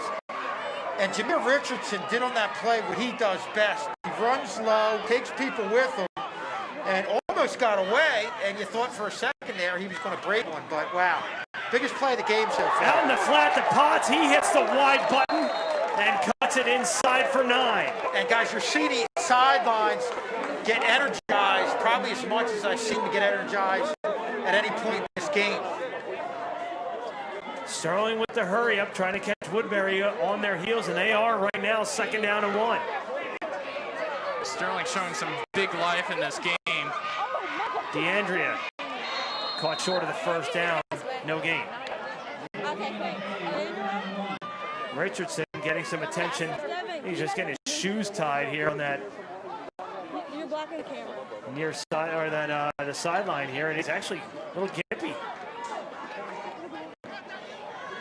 And you're seeing some of the things that happen when you control the time of possession, have a sustained drive, the defense starts to get tired. You're seeing missed tackles. You're seeing backs like Richardson break tackles. And that's why ball control is so important. And it keeps it out of Woodbury's hands also. Thompson back to pass across the middle. Has Valeriano inside the 10.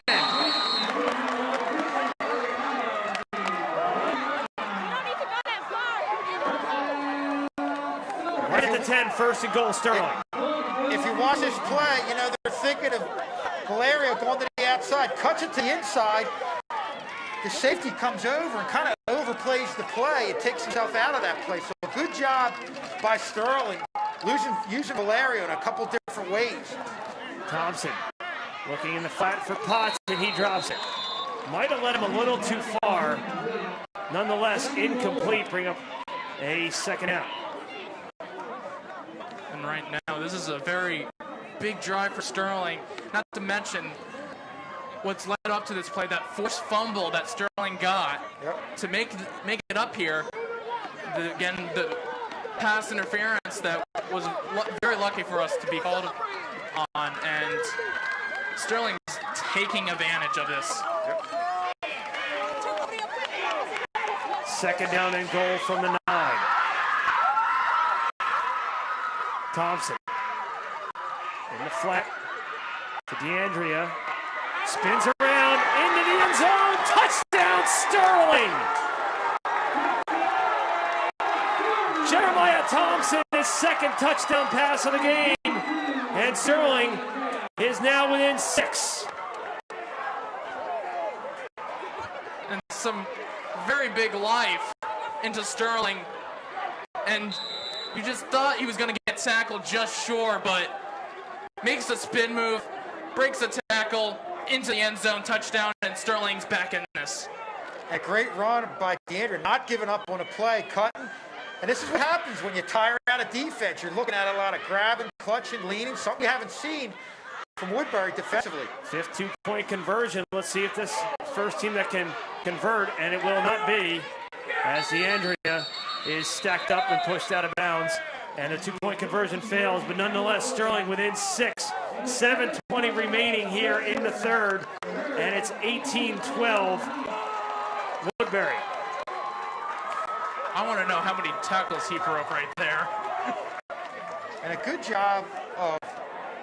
Here we go. See right here. So let's see.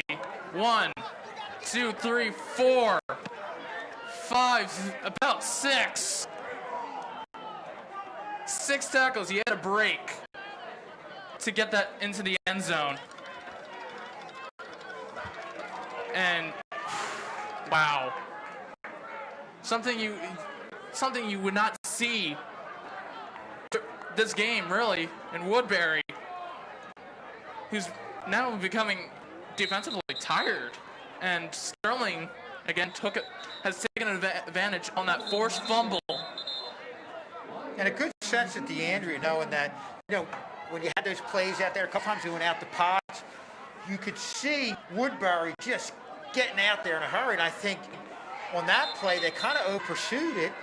And a great job of DeAndrea sensing that, having the cut back. But I agree with you said, John, you keep them on the field a long time, you get them tired, you're going to see those missed tackles that we didn't necessarily see earlier in the game. Deptford comes back and beats Triton 25-18. Team that we've seen the last couple of years, and we were supposed to see this year. And the Deptford Spartans, I believe, and that until the schedule was reworked. But Sterling comes out, takes advantage of the turnover, and high end over end kick. That is a live ball, and Woodbury falls on it. Wow. Smart. I don't know if that was the Sterling intention on that, but that could have made things very interesting. And you can actually, not that you would think of it because you're not used to something like that, you can fair catch that, even on a kickoff. Usually you would think of that as something you would do on a punt, but you can do that. I think he did, and he tried, and he... Wow. Yeah, he kind of, I don't know if his arm was up to, I'm not sure, but that's something you would, when you think about it from a rule standpoint, you could do it, but if you're one of the up guys, you're not even, that's not even in your thought process. Oh, yeah. get the ball. The hang time on that, too. Crowd is back into this. The limited crowd, but they're making some noise here tonight. Back to the ground game for Woodbury. Cutting it to the near side is Moore. Moore with plenty of room down the near sideline, and he's pushed out of bounds around the 30 by Sam Agbesi. And that's Woodbury brings to the table the ability to, at any point in the game, they're one big play away from taking momentum back. And really, Sterling almost looked like they had him, and then he just broke away to get a massive yardage. Yeah, you need containment, and you also need the backside pursuit. It's just a team that defensively you have to get a lot of bodies too, and you can't allow them to create space on the field, which they do so well. And they go back to Lockhart. Lockhart down the far sideline. Lockhart cuts it back inside. Touchdown. Only took Woodbury 2 plays. This time they strike from their shortest distance out of 31 yards. And just like that, the Herd have doubled up the Silver Knights 24-12. And right now, I'm going to take this into a Sterling offense point of view. Yes, they just scored quite quickly, but the defense just came off. That defense is still going to be tired. Give it straight into the middle. They're going to make mistakes. It's going to be chippy out there for Woodbury's defense. Right now, Sterling's got to take advantage of that. And you saw the difference really between the two teams. Woodbury or Sterling had that long drive. Woodbury, boom, gets it back within 30 seconds. Another 2-point conversion. This time is good. That's a big 2-point conversion there, and that makes it a 26-12 game. So a 2-touchdown game and 2 extra points. And Woodbury leads this one 26-12, 6:55 left to go in the third. Now, Sterling's got their work cut out for them, but you've seen they've gotten to the point where Sterling can move the ball down the field, but on offense, but again, have no answer for the big play potential of Woodbury. And I think the other thing that makes it difficult, guys, as you look at Lockhart winning the race to the edge, is that there's so many different weapons on this Woodbury side of the ball. You can't key on one player, on one area. They really attack the entire field and just make things so difficult for any defense. We have Dylan Jessen here as we look at our 2-point conversion here on replay.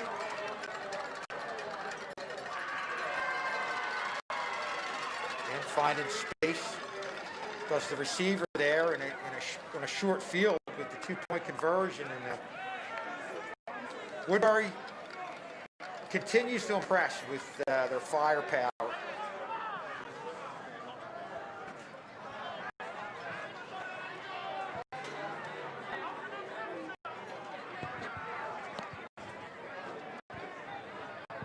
That's the second touchdown of the game for Theodore Lockhart. He scored from 54 yards out in the first quarter and now strikes on the second play after the Sterling touchdown, taking all the air out of that balloon from 31 yards out. Here comes Sterling looking to answer as Potts is upended just shy of the 30-yard line. And they will look to answer here, and what an interesting game this has been, guys. I mean, it was all Woodbury for probably the first 85% of the first half, and then Sterling strikes back thanks to a couple untimely penalties by the Herd, and then Sterling gets the benefit of a penalty with the pass interference call, and they come down and score. And then Woodbury answers right back. So now this is a heavyweight battle right here. Who's going to be the last man to hit the canvas? Plenty of time left. Just the frustrating thing is Sterling has not found a way to stop the big play potential. Valeriano lines up. Woodbury. Near side, 6:49 left to go here in the third. And another whistle. I think they have a timeout. Sterling, timeout Sterling, 6:49 remaining. And Dylan, you got a chance to, you played 4 years here.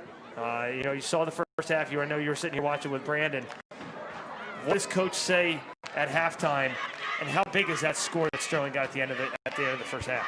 The score was big, got a lot of momentum going their way. I think Coach's big impact at halftime would probably be just pursuing the football and having 9 players at the football to make the tackle, because Woodbury had a lot of broken tackles in that first half. And we mentioned in the first half how big this game is for Sterling as we look at the upcoming 3 games out of a 6-game schedule on the road at a Haddon Heights team, which you mentioned earlier, Schulze. Traditionally, in the last few years, Sterling's had their way with Haddon Heights. This year, beat a really good Gateway team who graduated a lot, but still put a nice chunk of yardage up against them. Yeah, I mean, putting up 40-some points is really nothing to look past, no question about it.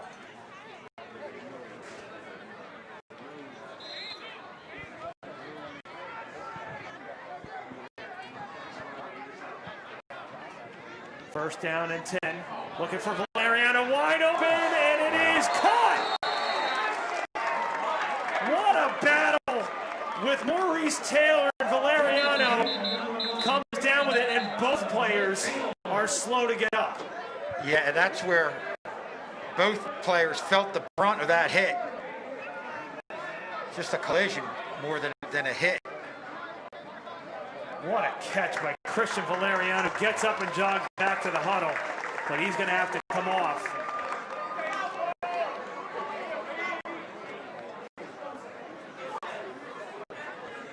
What a battle there. That's Maurice Taylor, the 5'11" senior defensive back who was battling with Valeriano.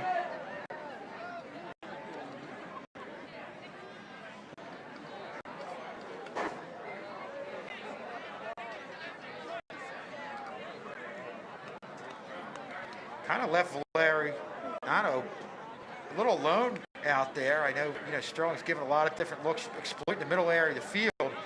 And Valeriano was one-on-one. And guys, as you look at the hit right there, for the most part, anytime they go over there, excuse me, you see a double team on Valerio.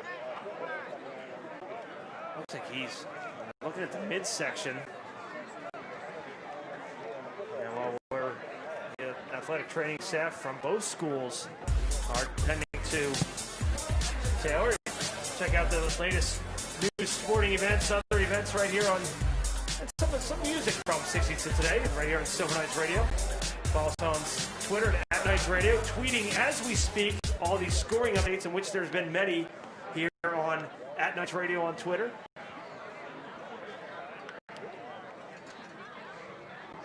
We got a trivia question coming up from what I understand, and this is always interesting. We are 1 for 1. What famous New Jersey governor reopened Woodbury High School in 1910? I know the answer. Of course he does. Dylan Jess, do you have any idea? 1910. No phone. I have no clue. I have absolutely no idea. I'm going to say Commodore Barry. I have no idea. Can I guess? You can. Woodrow Wilson. Governor Woodrow Wilson. I wish we had like sound effects where we could go like buzzers and things like that. But unfortunately, we don't. Are we giving it in? Jeopardy theme song going? Yeah, we need something going. Mr. K is going to say Woodrow Wilson. And I don't know if he's typing this answer as Mr. Schultz says it, just to keep him 2 for 2. Or he is a wealth of knowledge. And now we've got some sprinklers on. That's not supposed to happen. And Mr. K, your camera guy should probably turn around to check some of that equipment. I mean, there will be no brown grass. No. In that area behind the goalpost.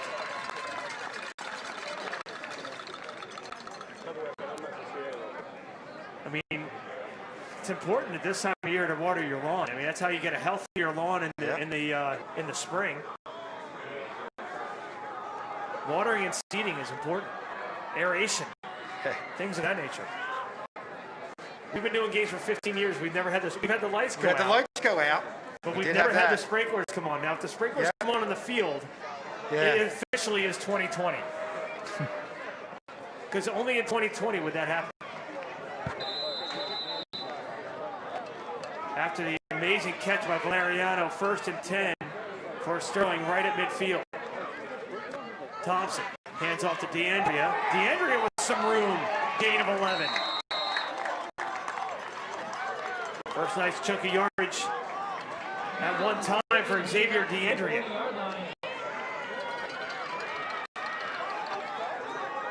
Outside the touchdown run, of course. Sterling quick to the line. Thompson, back to pass, finds Potts. Potts across the 30, inside the 30, down to about the 26. Sterling going with the hurry-up offense here. Yeah, and a good pass right there off to the other side, the defender. You watch this right here. The defender was on the left, and he went to the right side, and that's just a great throw in a tight area. 1st and 10 inside the 30. Handoff inside. Not much there for Sterling. Under 6 minutes to play here in the third. Sterling trailing by 14. And you feel like, guys, that last drive gave the Sterling offense some confidence, and Jeremiah Thompson in particular seems like he's looking more confident right now and getting into that rhythm that we were looking for throughout this game, but really looking good right now. Yeah, he definitely gained some confidence after that pass of Valeriano down on this near sideline. Gain of 1, 2nd down and 9. 2 receivers to the near side, Valeriano. And that's where he's looking at. It's almost picked off in and out of the hands of a Woodbury defender. And had he caught that, that would have been a 75-yard interception return for a touchdown. I don't think Thompson even saw it. Yeah, that was nothing but green grass if he caught that. It would have been 6 for him there. Wow.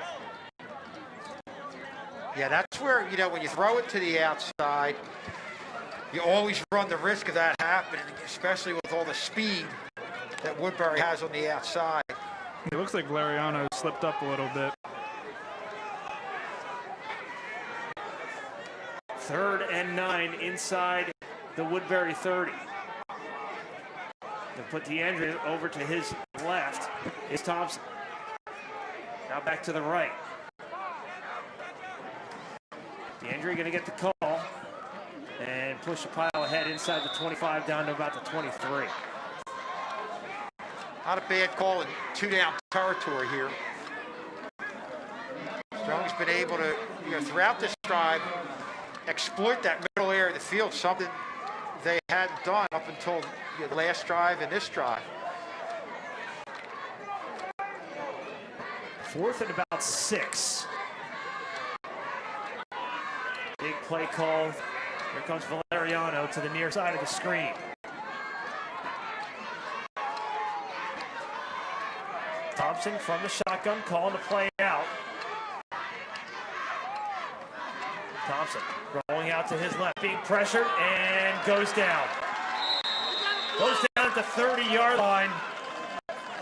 Beautiful play by Will Norman, the sophomore, and the Thundering Herd will take over on downs. Yeah, after that touchdown pass to Valeria, you could see they didn't want that to happen again, and they really wanted to contain Thompson from getting to the outside. They also had safety help out there with the corner, so had it covered pretty good. Even if Thompson got to the outside, that might have even been a tougher throw than the touchdown pass early on to Valerio.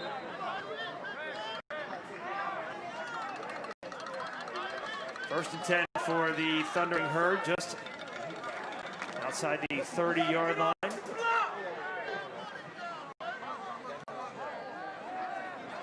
A lot of speed on this Woodbury team, Kevin, and you never really know when they're going to strike. Sterling equal to the task here. First good defensive stop in there on the tackle for Sterling. Jacob Paris, the senior defensive lineman. Jacob Paris got a quick jump off that, just out-muscled him, and he was right in that running lane to make that tackle. Beautiful defensive play. Yeah, if you could shed the defender early on, right from the time the ball snapped, that's where you get that good penetration and not allow those backs to get that initial burst upfield. Yeah, Jacob, Coach Dallas preaches fast off the football, and that's exactly what he did. Came out fast, came out low, was able to blow that defender about 2 yards back right in that running lane. He was right there to make that tackle. And a timeout Woodbury with 3:35 remaining. That's their first timeout. They will have 2 remaining. And a second down and 11 after the timeout. And if you can somehow come up with a stop, you think you're going to get decent field position. Again, still plenty of time left in this game, but the threat of the big play from Woodbury is just always looming. That's the tough part about this game if you're anybody from the Sterling side. Some of our fans in attendance tonight, of course, Sterling and all the Colonial Conference adhering to the state guidelines in terms of attendance, only a 500 maximum at outdoor gatherings, and that's where we are right now. Each player given 2 tickets, and they had to show those tickets in order to get in. You can give them to friends, family members, whoever. But if you don't have a ticket, you're not getting in. And Sterling has done a great job in the first couple games here, and even throughout the Colonial. Other schools are checking as well, and they've done a great job adhering so that we can hopefully get out of this mess that we're in right now. After the timeout, 2nd and 11. High snap and dropped. Looking for a pass out into the flat to Jerron Moore. And that brings up 3rd and long. And we talked about receivers always looking to run after the catch. I think that might have hurt Moore right here. It might have been looking upfield before he was able to haul that ball in. Yeah, Sterling did a beautiful job pursuing the football there. If I was Coach Harris, that's definitely what I would be preaching right now, because Woodbury hits them big plays, and you need all the bodies there you can to make them tackles. So a 3rd and 11, big play here for the Sterling defense. Trying to force a Woodbury punt. Back to pass. Being pressured and going down in the backfield. And I don't know if I was seeing it. It almost looked for, I'm sorry, Rob. It almost looked for a second like he almost dropped the ball after he had it. It wasn't on the snap, but if you look right here, he was carrying kind of loose, and boy, wow, what a big play that would have been if they were able to strip that away. Risky business there. Hassan Blackney with the sack. And that's going to force Woodbury to punt, something we haven't said, I don't think, at all this evening. They might have one time. Might have once early in the first half.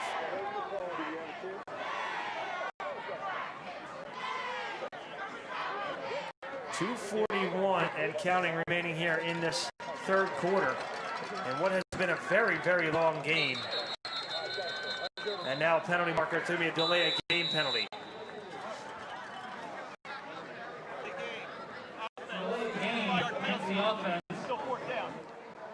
Nice job by our camera crew picking up the audio there.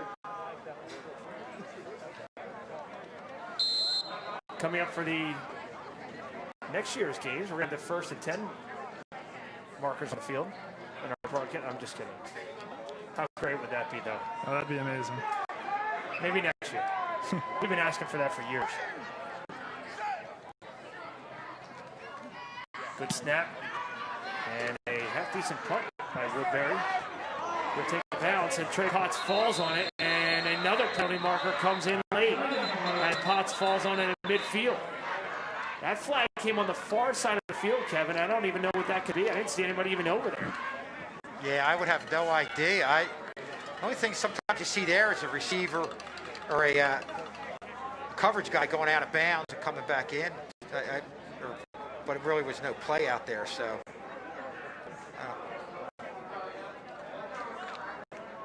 Yeah, I have no idea. Hold against Sterling. That's an interesting call because there was no return at all by Trey Potts. There's definitely been some calls that have been made that, I mean, to this point, I think they've benefited Sterling. Obviously, this one doesn't, but the other ones definitely benefit them, so we kind of look the other way a little bit, but... None bigger than the pass interference call. Right. DeAndrea across the 40. No, excuse me, it's Richardson on the carry out to the 44-yard line. Boy, guys, that read option has been a big part of what Sterling's been able to do in exploiting the middle area of the field, and it really keeps a Woodbury defense that relies on a honest in the middle. Second down and 6. Thompson hands it off again, and going nowhere is Jameer Richardson. Woodbury defense all over that one. Third down and 5, 90 seconds left to go in the third.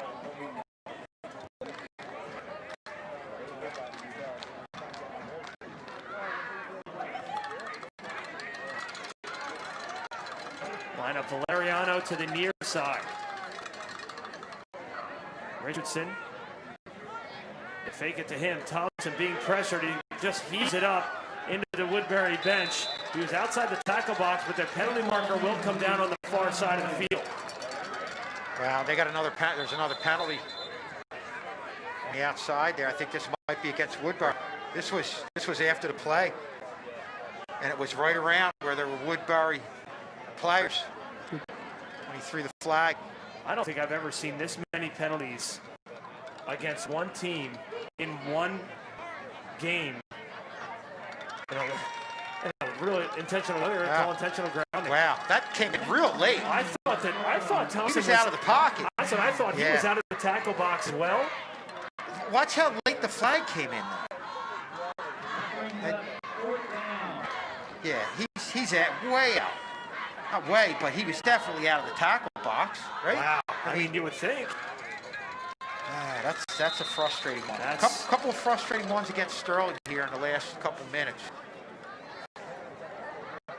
And I know Thompson was running for his life there, guys, but it wasn't like he was being dragged down. He was close to getting dragged down. There's no doubt about that. Yeah, another half a second maybe.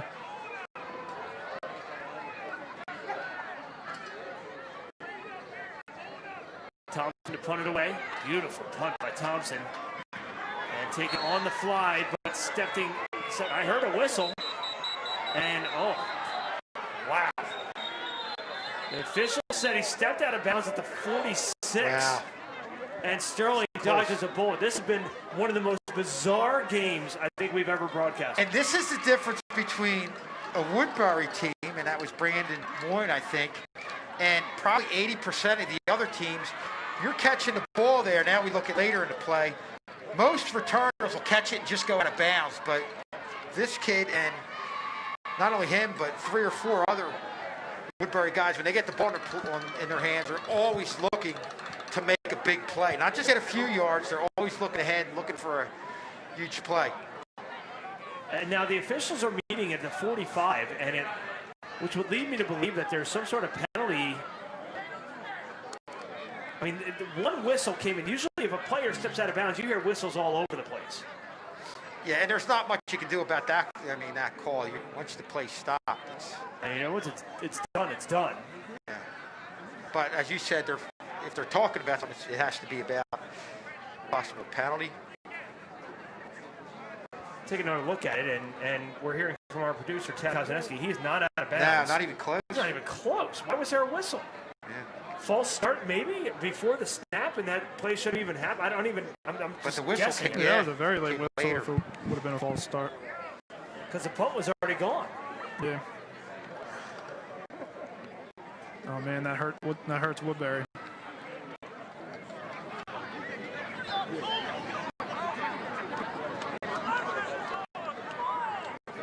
Coach Harris has 2 officials on either side of him trying to get an explanation. And now Sterling's going to trot their whole team off the field. Now they're going to... It's Looks like the punt Punt it team again. back out. Punt team's going to go back onto the field. Could it have been 12 men? I don't know. I am just throwing darts at a wall here.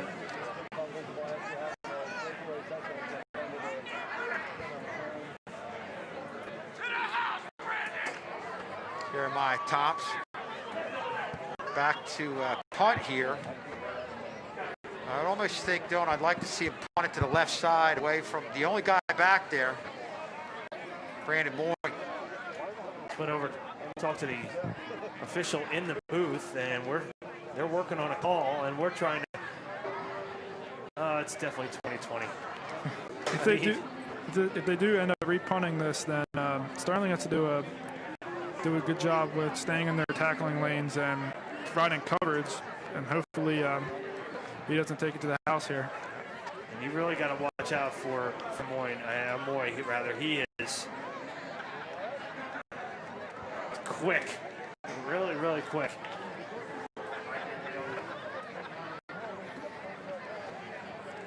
Maybe an inadvertent whistle. On the replay, clearly, I mean, he was probably 3 yards, 4 yards in bounds, so that wasn't the case. Not sure. Yeah, we're just kind of guessing here. By the way, this game kicked off 2 hours ago, and we are still in the third quarter. And now, granted, there's a lot of scoring, but there's been a ton of penalties. We'll take another look at it here. No whistle, no whistle, no whistle. And then the whistle comes in right around there. And that's what Sterling stops. Looks like that referee came over the far sideline ref. Wow. But to take this long to get, I mean, you want to get plays right, but boy, I don't know. I think everybody trying to figure out what exactly is going on here, and see Coach Sterling Harris there backing up. Okay. We're hearing inadvertent whistle and a block in the back. But why? I mean, the lines on the field were just painted here, I believe, this morning. So it's not like this is a out-of-bounds situation. It was clearly inbounds. Yeah, I don't know. Take one more look at it, guys, and watch the punt is away. Inbounds by 5 yards. And the whistle came there. That's why Moy held up. They're going to say illegal block in the back against Woodbury. Let's see if we see it. The whistle, I mean, the whistle blew, so how could you have a block But I in think the back? look at the official off to the far side. Looks like run that back again. He put his arm up, looks like he comes signaling something. If you bring that back, look at in the beginning of the play, it looked like the official to the far side brought his arm up to signal something there. Like you would think it was out of bounds, but it wasn't even really close. It looked like he came over to get a shot on the ball. So now they're marching back inside their own 30. And the ball, they put the ball right at the 30-yard line now. After all of that, that was about a 10-minute delay.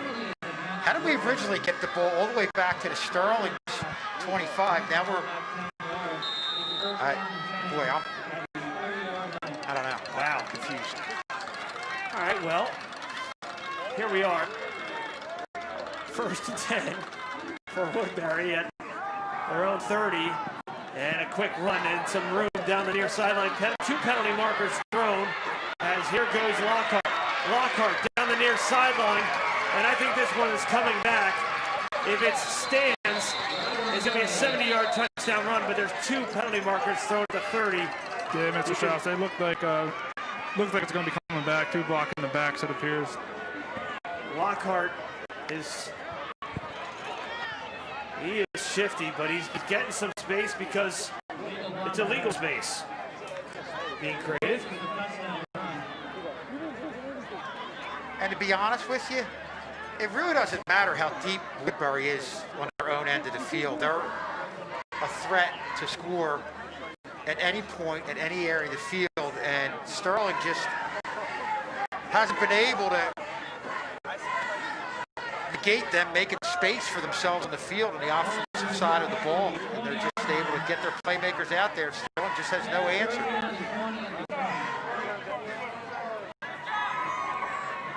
A 10-yard penalty brings the ball back inside about the 20-yard line. Now another whistle. Why not?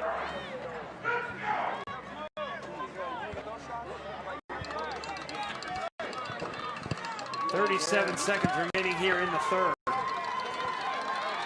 In one of the most bizarre quarters of football I think we've ever done, Kevin. Wow, yeah, I'll second that. Yeah. Woodbury on 1st and 10. They go for the draw, and being stopped immediately was Deron Moore. Good job by Sterling to sniff that one out. Yeah, I mean, I almost... You saw them get penetration in the backfield. That's the only way you're going to stop any of these backs and negate the big play potential, because right now, all the speed is on the Woodbury side of the ball there. David Barber with the tackle for Sterling. You know, if you have to blitz on every play or stunt with your defensive lineman to take a shot to get into the backfield, and so be it.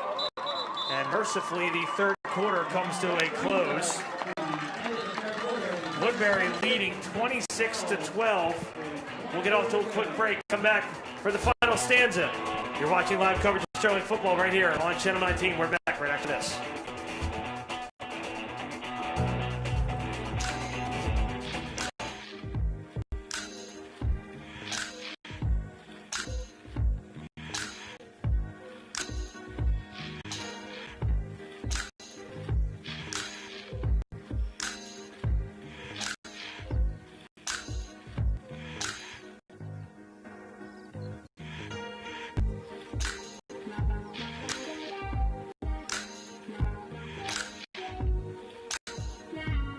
What's your emergency?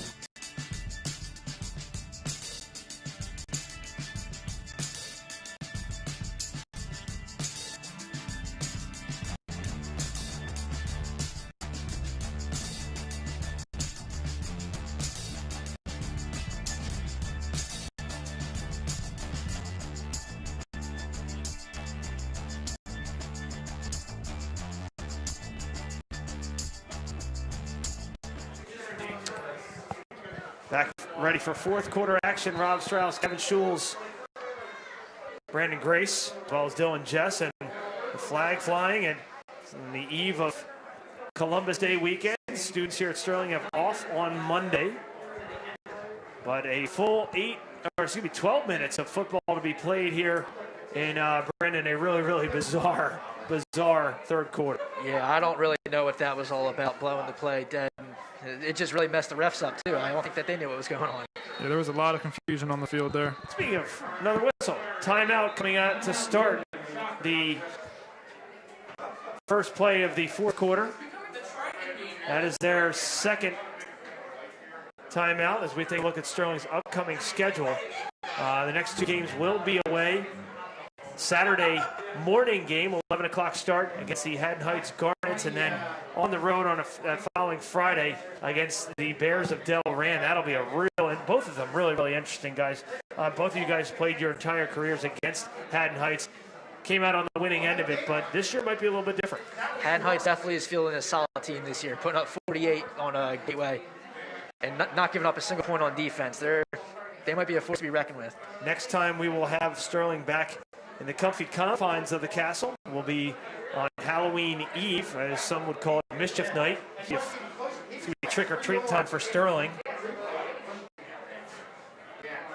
And all these games will be on Channel 19 and YouTube. A 7 o'clock kickoff. We'll see if we can get here a little bit early. Get you a little pregame on this 6-game abbreviated season. And then they finish up on the road at Paulsboro that following Saturday. So Sterling dodges a lot of the tougher teams in West Deptford and Hatfield, but still have their work cut out for them here. And speaking of having their work cut out for them, another long touchdown run into the end zone all the way for 79 yards for the touchdown. Penalty marker thrown, of course, at the 20-yard line, so it's going to come back. Who's surprised? Not me.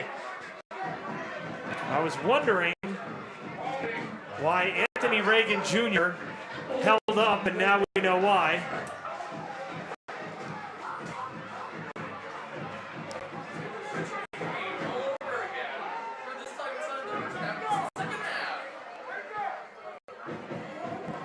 The current time, by the way, is 9:23. Most football games are completed at this point.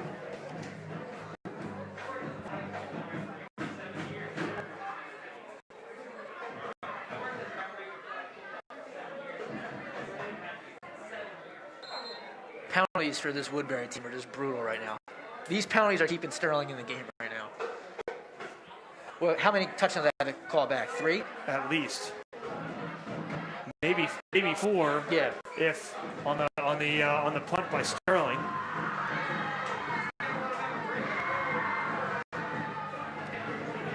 Nonetheless, back to live action. Another low snap. And they get the handoff coming inside, and a nice saving tackle there by Sterling, by Trey Potts. Otherwise, that could have been another long touchdown run. As I look over to my right, and Mr. Schulz just kind of shakes his head. Good tackle there by Trey Potts. Saves the day for the Silver Knights. I feel like a broken record right now. Big play. That's all it is for Woodbury. That could have been, that potential to be a huge play and seal this game. 3rd and 25 from the 16.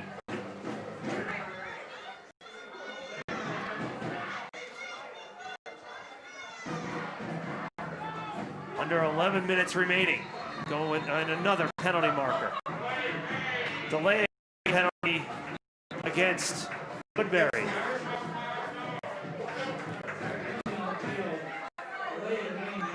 It's maybe the most penalties I've ever seen in a game. I'm not sure if I've seen a winning team be penalized this much. Well, I mean, Woodbury's 0-1. I mean, winning in this game. The team that's currently winning the game. Yeah. 3rd and 25. They're going to go to the air this time, and it is incomplete. Almost picked off by who else but Christian Valeriano. He had the touchdown earlier, and that's going to be a punt situation, and Sterling's going to get good field position here, guys. Valeriano goes up with 2 hands. He might have that interception right there. I'm not sure if he did see it in the lights or it looked like a bit of a last second. It's beautiful to break that play up. Yeah. 6-2.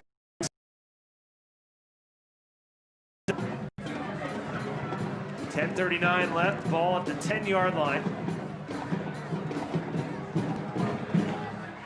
Trey Potts back deep to receive, as well as Valeriano.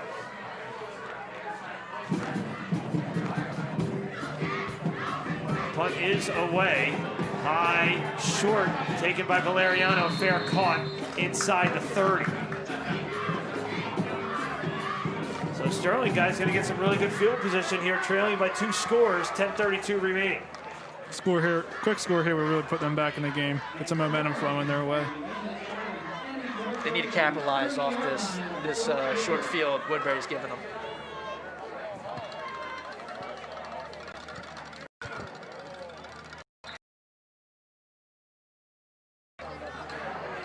First and 10 from the 30. No Valeriano in the game right now. They're going to line up 2 wide receivers to the near side. Thompson looking that way, throwing that way, and it is incomplete. Brings up 2nd down.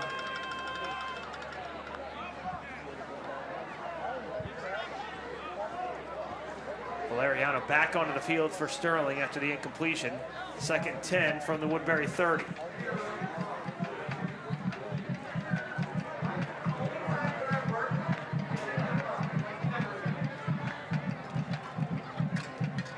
Shout out Mr. Farr, who's tuned in from home. Checking out the broadcast tonight. Thompson back to pass across the middle, and it is juggled and caught, but a penalty marker comes in late. That's Rodriguez with the reception, but a penalty marker thrown in the backfield. Roughing the passer against Woodbury. It is unbelievable, guys, how much Woodbury is keeping Sterling in this game. Oh, it's incredible. I've never seen it like this before. Sterling have a killer mentality now. They're at there's a 10-yard line. They really got to punch us in here. You have to. It's something Coach Harris preached in our previous years is when you're in the 25, you got to have a killer mentality to get 6. 3's not going to do it for you here. I'm not sure if Yoel caught that ball. Looking at that replay, I might hit the ground. What a read. Here goes Thompson. Get to the Jeremiah Thompson. And Sterling is now within 8. I love that read by Jeremiah Thompson. In the second half, he hasn't been pulling the ball in the option much. Right? He had defensive end slipping. They really crashed in, trying to tackle Deandra. And he really got it right there. Yeah. What a play. What Sterling does here, if they go for 2, or they try the extra point, they trail by 8. 10:02 remaining.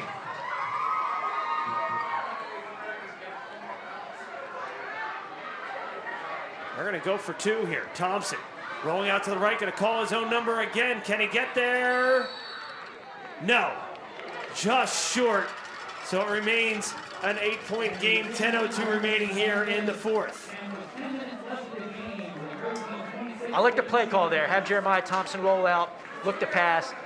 He was feeling the run right there. I like the effort. He came up inches short.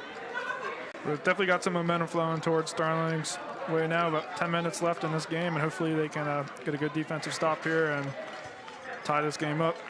If Woodbury could keep on shooting themselves in the foot, I'm sure Sterling would appreciate that. Oh, yeah. 26-18 in one of the most bizarre games I think we've ever called. A nice look right there. Jeremiah Thompson diving for the pylon. Yeah, Jeremiah had a good read there. He saw that defensive end crash in and go take that run and left that outside lane for Jeremiah to take off in and got 6. Now, Dylan, I think that was the perfect time for him to pull out that ball. He hasn't been doing it as much here in the second half, but he really caught the defensive end sleeping right there. Yeah, second later, or half a second later, that's down in the backfield. As crazy as it seems, it seems like it's been so one-sided with Woodbury, and we talk about the big plays, guys. It's kind of hard to imagine that Sterling's within 8. I mean, it really, really is. And I think Woodbury is, we've been saying this since the second quarter, how the penalties are keeping Woodbury in this, or excuse me, keeping Sterling in this contest. Yeah, it's definitely true. It's going to be hard to win football games when you're 10-plus penalties. They might be plus 20 at this point, I would imagine. Woodbury on the return. Sterling cannot give up a big return here and give them the momentum back. But they will start the possession at the 35-yard line. 9:53 remaining in an 8-point game. These returners are explosive. Just when you think that you might have them bottled up, they look like they're about to break something off. Luckily, Sterling's kickoff team was able to keep them bottled up a little bit, get them down at the 35. But yeah, kickoff team is big to keeping your lanes, and the containments are crucial to have. Definitely. I'll keep an eye on number 9 for Woodbury, Lockhart, who has the 2 long touchdown runs today, as well as Deron Moore, and you really can't leave out Brandon Moy either, the speedy wide receiver.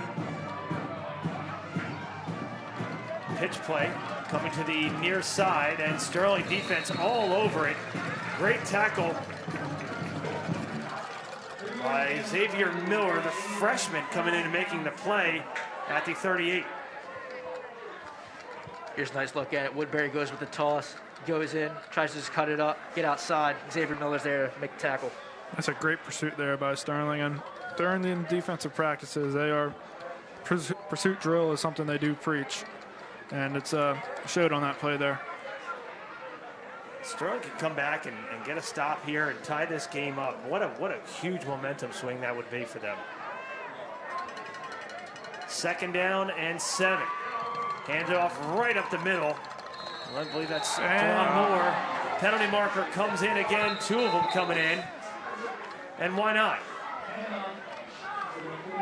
Rashad McQueen with the little shove after the play. Sportsmanlike conduct. He's going to come out of the game.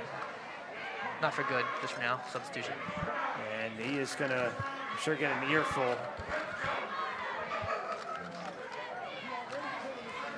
He's being spoken to by the coaching staff right now.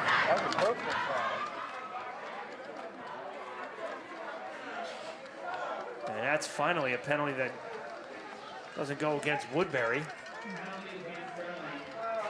Unnecessary by Rashad McQueen there.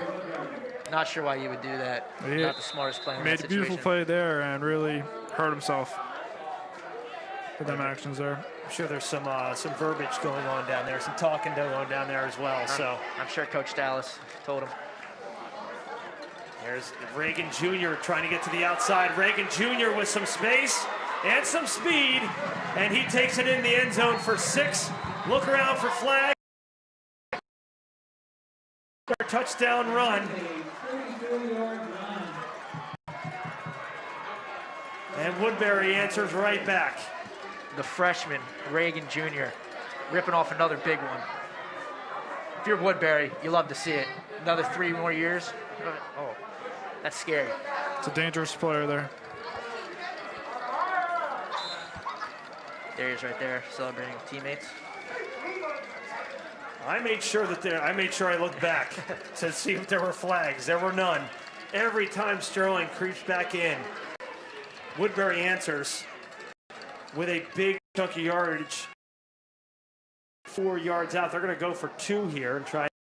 Right now it's a 14-point deficit with 8:40 remaining. Back to pass, looking across the middle and completing in the easy 2-point conversion. So the 2-point conversion is good. That makes it 36-18. Or excuse me, 30.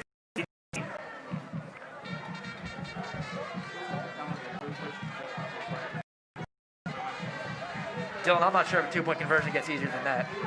Nah, he was good slant route. He was wide open and definitely defense falling apart. Yeah, just blown coverage there. Here's a touchdown play. Reagan Jr. on the jet sweep. Throws a stiff arm. Hash number sideline, gets outside. Off to the races from David there. Barber did a good job there filling that running lane, but he just wasn't able to break down and make that tackle.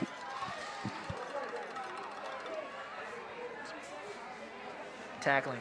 It's been the story for the Knights tonight. Yep.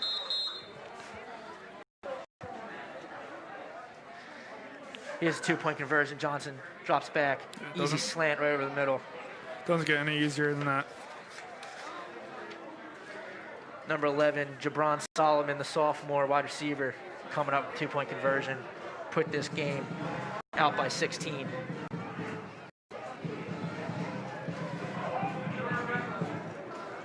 So Woodbury answers right back,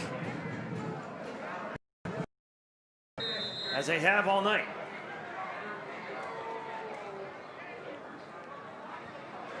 Onside kick. And falls on it. It's a bold call there, up 16. And caught everybody off guard there. Definitely caught me off guard. Luckily, Yoel Rodriguez was able to recover the ball cleanly, then get to the ground because he had somebody coming for him. It's the most important thing about being front line on the kick return team is you can never take a play off. You can't sleep because they could sneak an onside kick to you, and you never know. If you can't.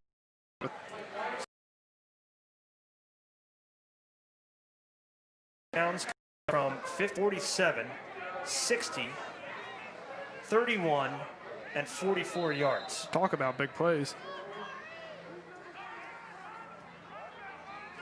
Sterling looking to answer with Thompson. Thompson goes left and incomplete. Had a man, and Yoel Rodriguez didn't see it.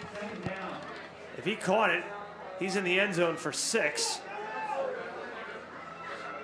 Miscommunication there, Brandon. Yeah, Jeremiah Thompson rolling out to the right here, looking back to his left, throwing across his body.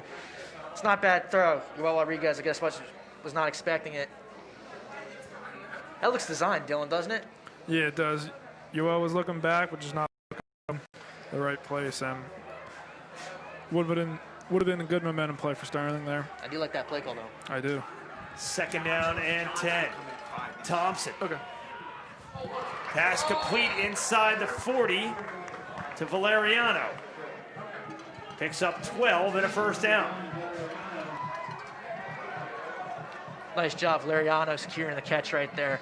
I'm sure the coaches would have liked him to get out of bounds. There's plenty of time left in this game, but you want to save all the clock as much as you can. Sterling 2 timeouts in their pocket. Woodbury with just 1. Woodbury doesn't need to use any timeouts here. Obviously, the clock is their ally at this point. Valeriano lines up to the far side. Trey Potts in the slot on a 1st and 10 from the Woodbury 39. Thompson back to pass again. Looking left, throwing left, has a man, and it is caught by Trey Potts inside the 10. Woodbury saying he didn't have control, but the official right there all over it, and the catch that Trey Potts dropped last week, he catches this week. Check out the replay here. Trey Potts with the juggling act, able to haul it in. Good ball right over the shoulder. Does he get the foot in? Knees. And control. Sterling quick to the line here. No challenge flags here at the high school level. Thompson from the 7. Thompson incomplete. And he's looking for Trey Potts as we take another look at the catch from the aforementioned Trey Potts. Jeremiah dropping back to pass, 3-step drop. I'm sure offensive coordinator Coach Marcus Hammond, he can't ask for a better throw than that. I know. That is on the money. Offensive line gave him the time he needed to get that ball off. Trey Potts broke off from that coverage, and it's a beautiful play. Trey Potts thankfully able to haul that one in. 2nd and goal from the 7. Sterling trailing by 16. Thompson from the shotgun. Richardson to his right. Excuse me, it's DeAndrea. DeAndrea will get the call, and is he in? No, he's just shy of the goal line. So 3rd and goal from inside the 1. Dylan, this goes back to this killer mentality you got to have right here. Yeah. 3rd and goal, you got to punch it in. No excuse. Jaheim Reddick and Malachi Gold appears, gave him a good running lane there. And DeAndrea. Oh, Thompson going to keep it himself. He's going to be thrown down for a loss. Not what you want there if you're Sterling. And it's going to bring up a 4th and goal from about the 5. Can't have that. You can't take a sack in that situation. Not that Jeremiah Thompson had any other, could have been any other outcome right there. Men immediately in his face. Going for the screenplay right there. Trey Potts gets covered. Offensive line absolutely blown up. You know, on the goal line plays, you got to make sure you're stepping behind that inside man. You can't let anyone come through. Harris, man beat him inside and blew that play up. Valeriano and Potts line up as the wide receivers on 4th and goal, 6:30. Trailing by 16. Thompson looking end zone. Almost a one-handed catch, but a penalty marker comes in. Valeriano down. Not what you want to see. Valeriano has taken an absolute beating here tonight.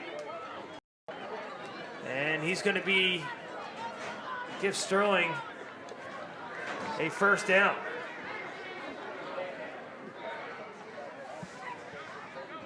Here you got Trey Potts going on a little bubble, and then he sent Valerio to the outside pylon, back pylon, hoping he can make a play. That would have been something if he would have been able to come up with that catch. That was Odell Beckham Jr.-esque if he were able to come down with that.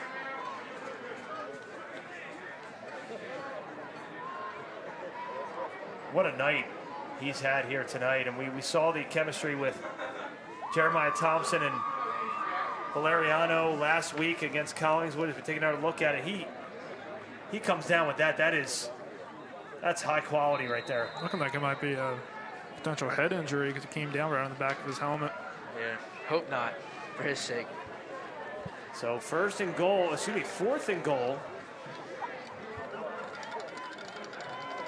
The marker still says 4th and goal from the 3. It should, in fact, be 1st and goal right now. I'm not sure if that's an error on the line judge. Handoff. DeAndrea. DeAndrea is short. It was 4th down, and Woodbury takes over on down. 6:22 remaining.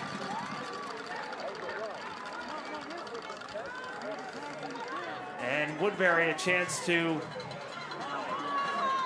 take some additional time off the clock. Still plenty of time left to go in this game. 6:22 remaining. Some confusion here in the backfield. Going with the read option. Thompson and DeAndrea having a little miscommunication. Thompson not sure if he wants to keep it. Eventually gives it off to DeAndrea. Hole might have just closed. I think Woodbury was there either way. Whether it went to Thompson or it went to DeAndrea, I think either way, Woodbury defense held strong there. Good goal line stand by the Herd. Sterling not in an awful position right now. If they're able to get a stop, maybe a safety, they're still in this. You got to avoid the big play and the big chunks of yardage, and you can't have this happen. And some nice shifty moves out to about the 17-yard line go the Thundering Herd, and wisely staying in bounds to keep the clock moving. They'll stop the clock momentarily to move the chains, but once they set the chains, they will start the clock, and I would imagine Woodbury going to use every single second. That was good blocking off to the right side of Woodbury's line. Opened up a few lanes for their moves and getting a few yards there. I can't tell you how impressed I am with Anthony Reagan Jr. He's a playmaker. Not either. 5'9", 170. I'm sure he'll grow him. Still got some growing to do. Yeah. Woodbury keeping it on the ground again. It's ripping off about 6 yards. Are the Herd. And back to Reagan, only being a freshman, that's something Woodbury's lucky to have for the next 3 years, and keep a lot of eyes on him. He'll be a standout player. Reagan has 2 touchdowns today, 1 in the air and 1 on the ground. I don't know how many he's had called back. There's been a lot of things called back tonight. Yeah, Woodbury could be up 3 or potentially 4 more scores. Them plays in it called back. 2nd down and 2. Back to pass, and it is picked off by Sterling.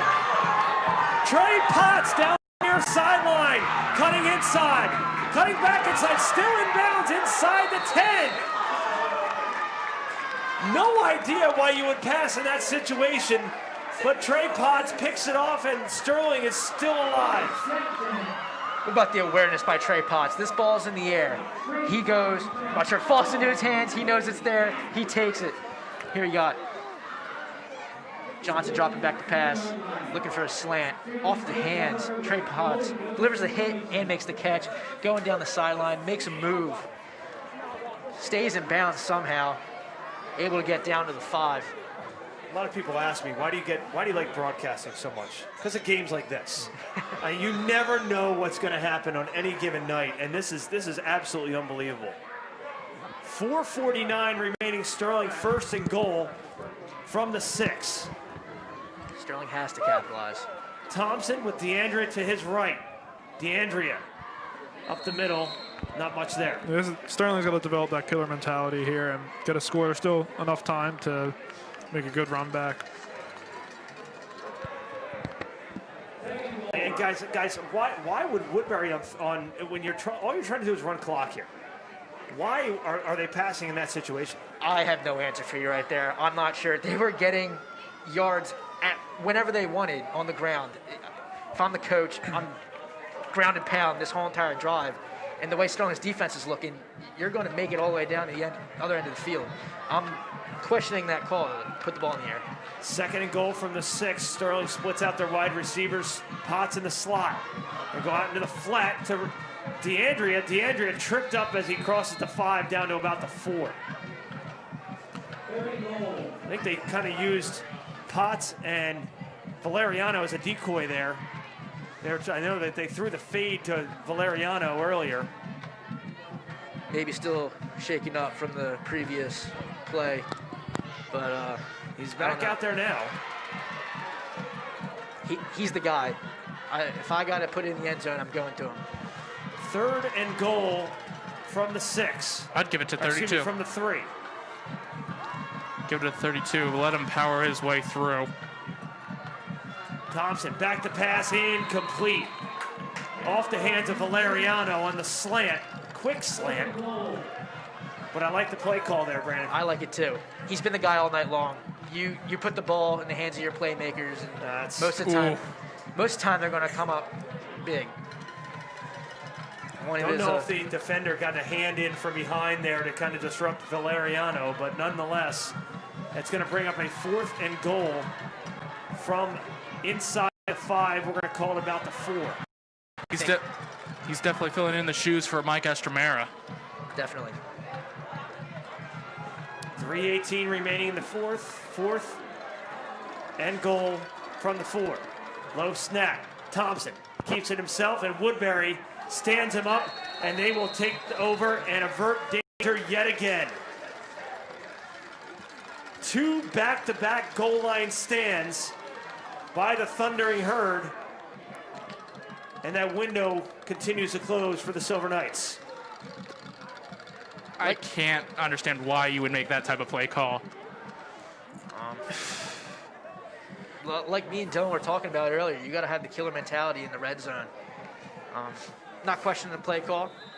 Low snap, could have thrown things off, but that hurts big time. You come down to 4th and goal twice within the 5, and you come out with 0 points. This game could have been easily tied from Sterling's point of view, and now we're going to see. Here we go. Woodbury on the run again, and a touchdown-saving tackle at about the 40-yard line. Really? All they do is rip off chunks of yardage at a time, and Sterling has absolutely no answer for it. Now, here's the big question. Is Woodbury going to do it again and throw, or are they going to keep running? I think they've learned their lesson. I think they've passed their last ball, I think, here tonight. For Woodbury's sake, I hope. But you hope, but you never know. Again, the story of tonight's game for the Sterling defense has been missed tackles, and it is just killing them right now. 2.5 minutes remaining. Sterling with 2 timeouts.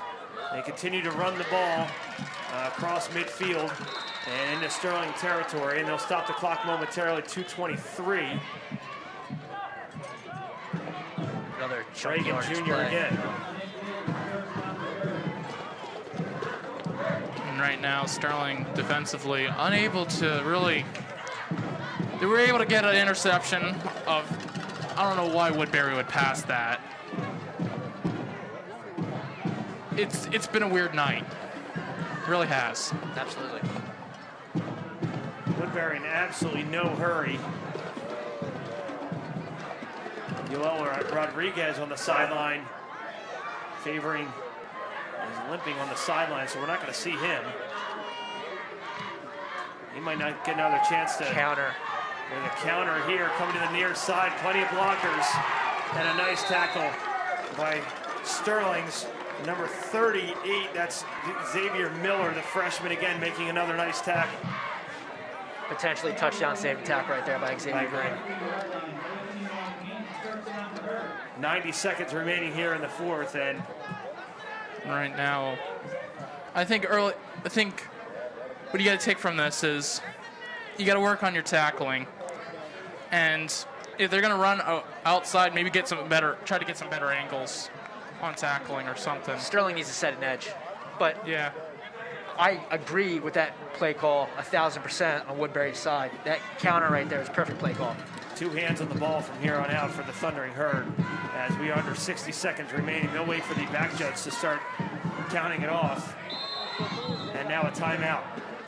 Timeout Sterling with 53 seconds remaining.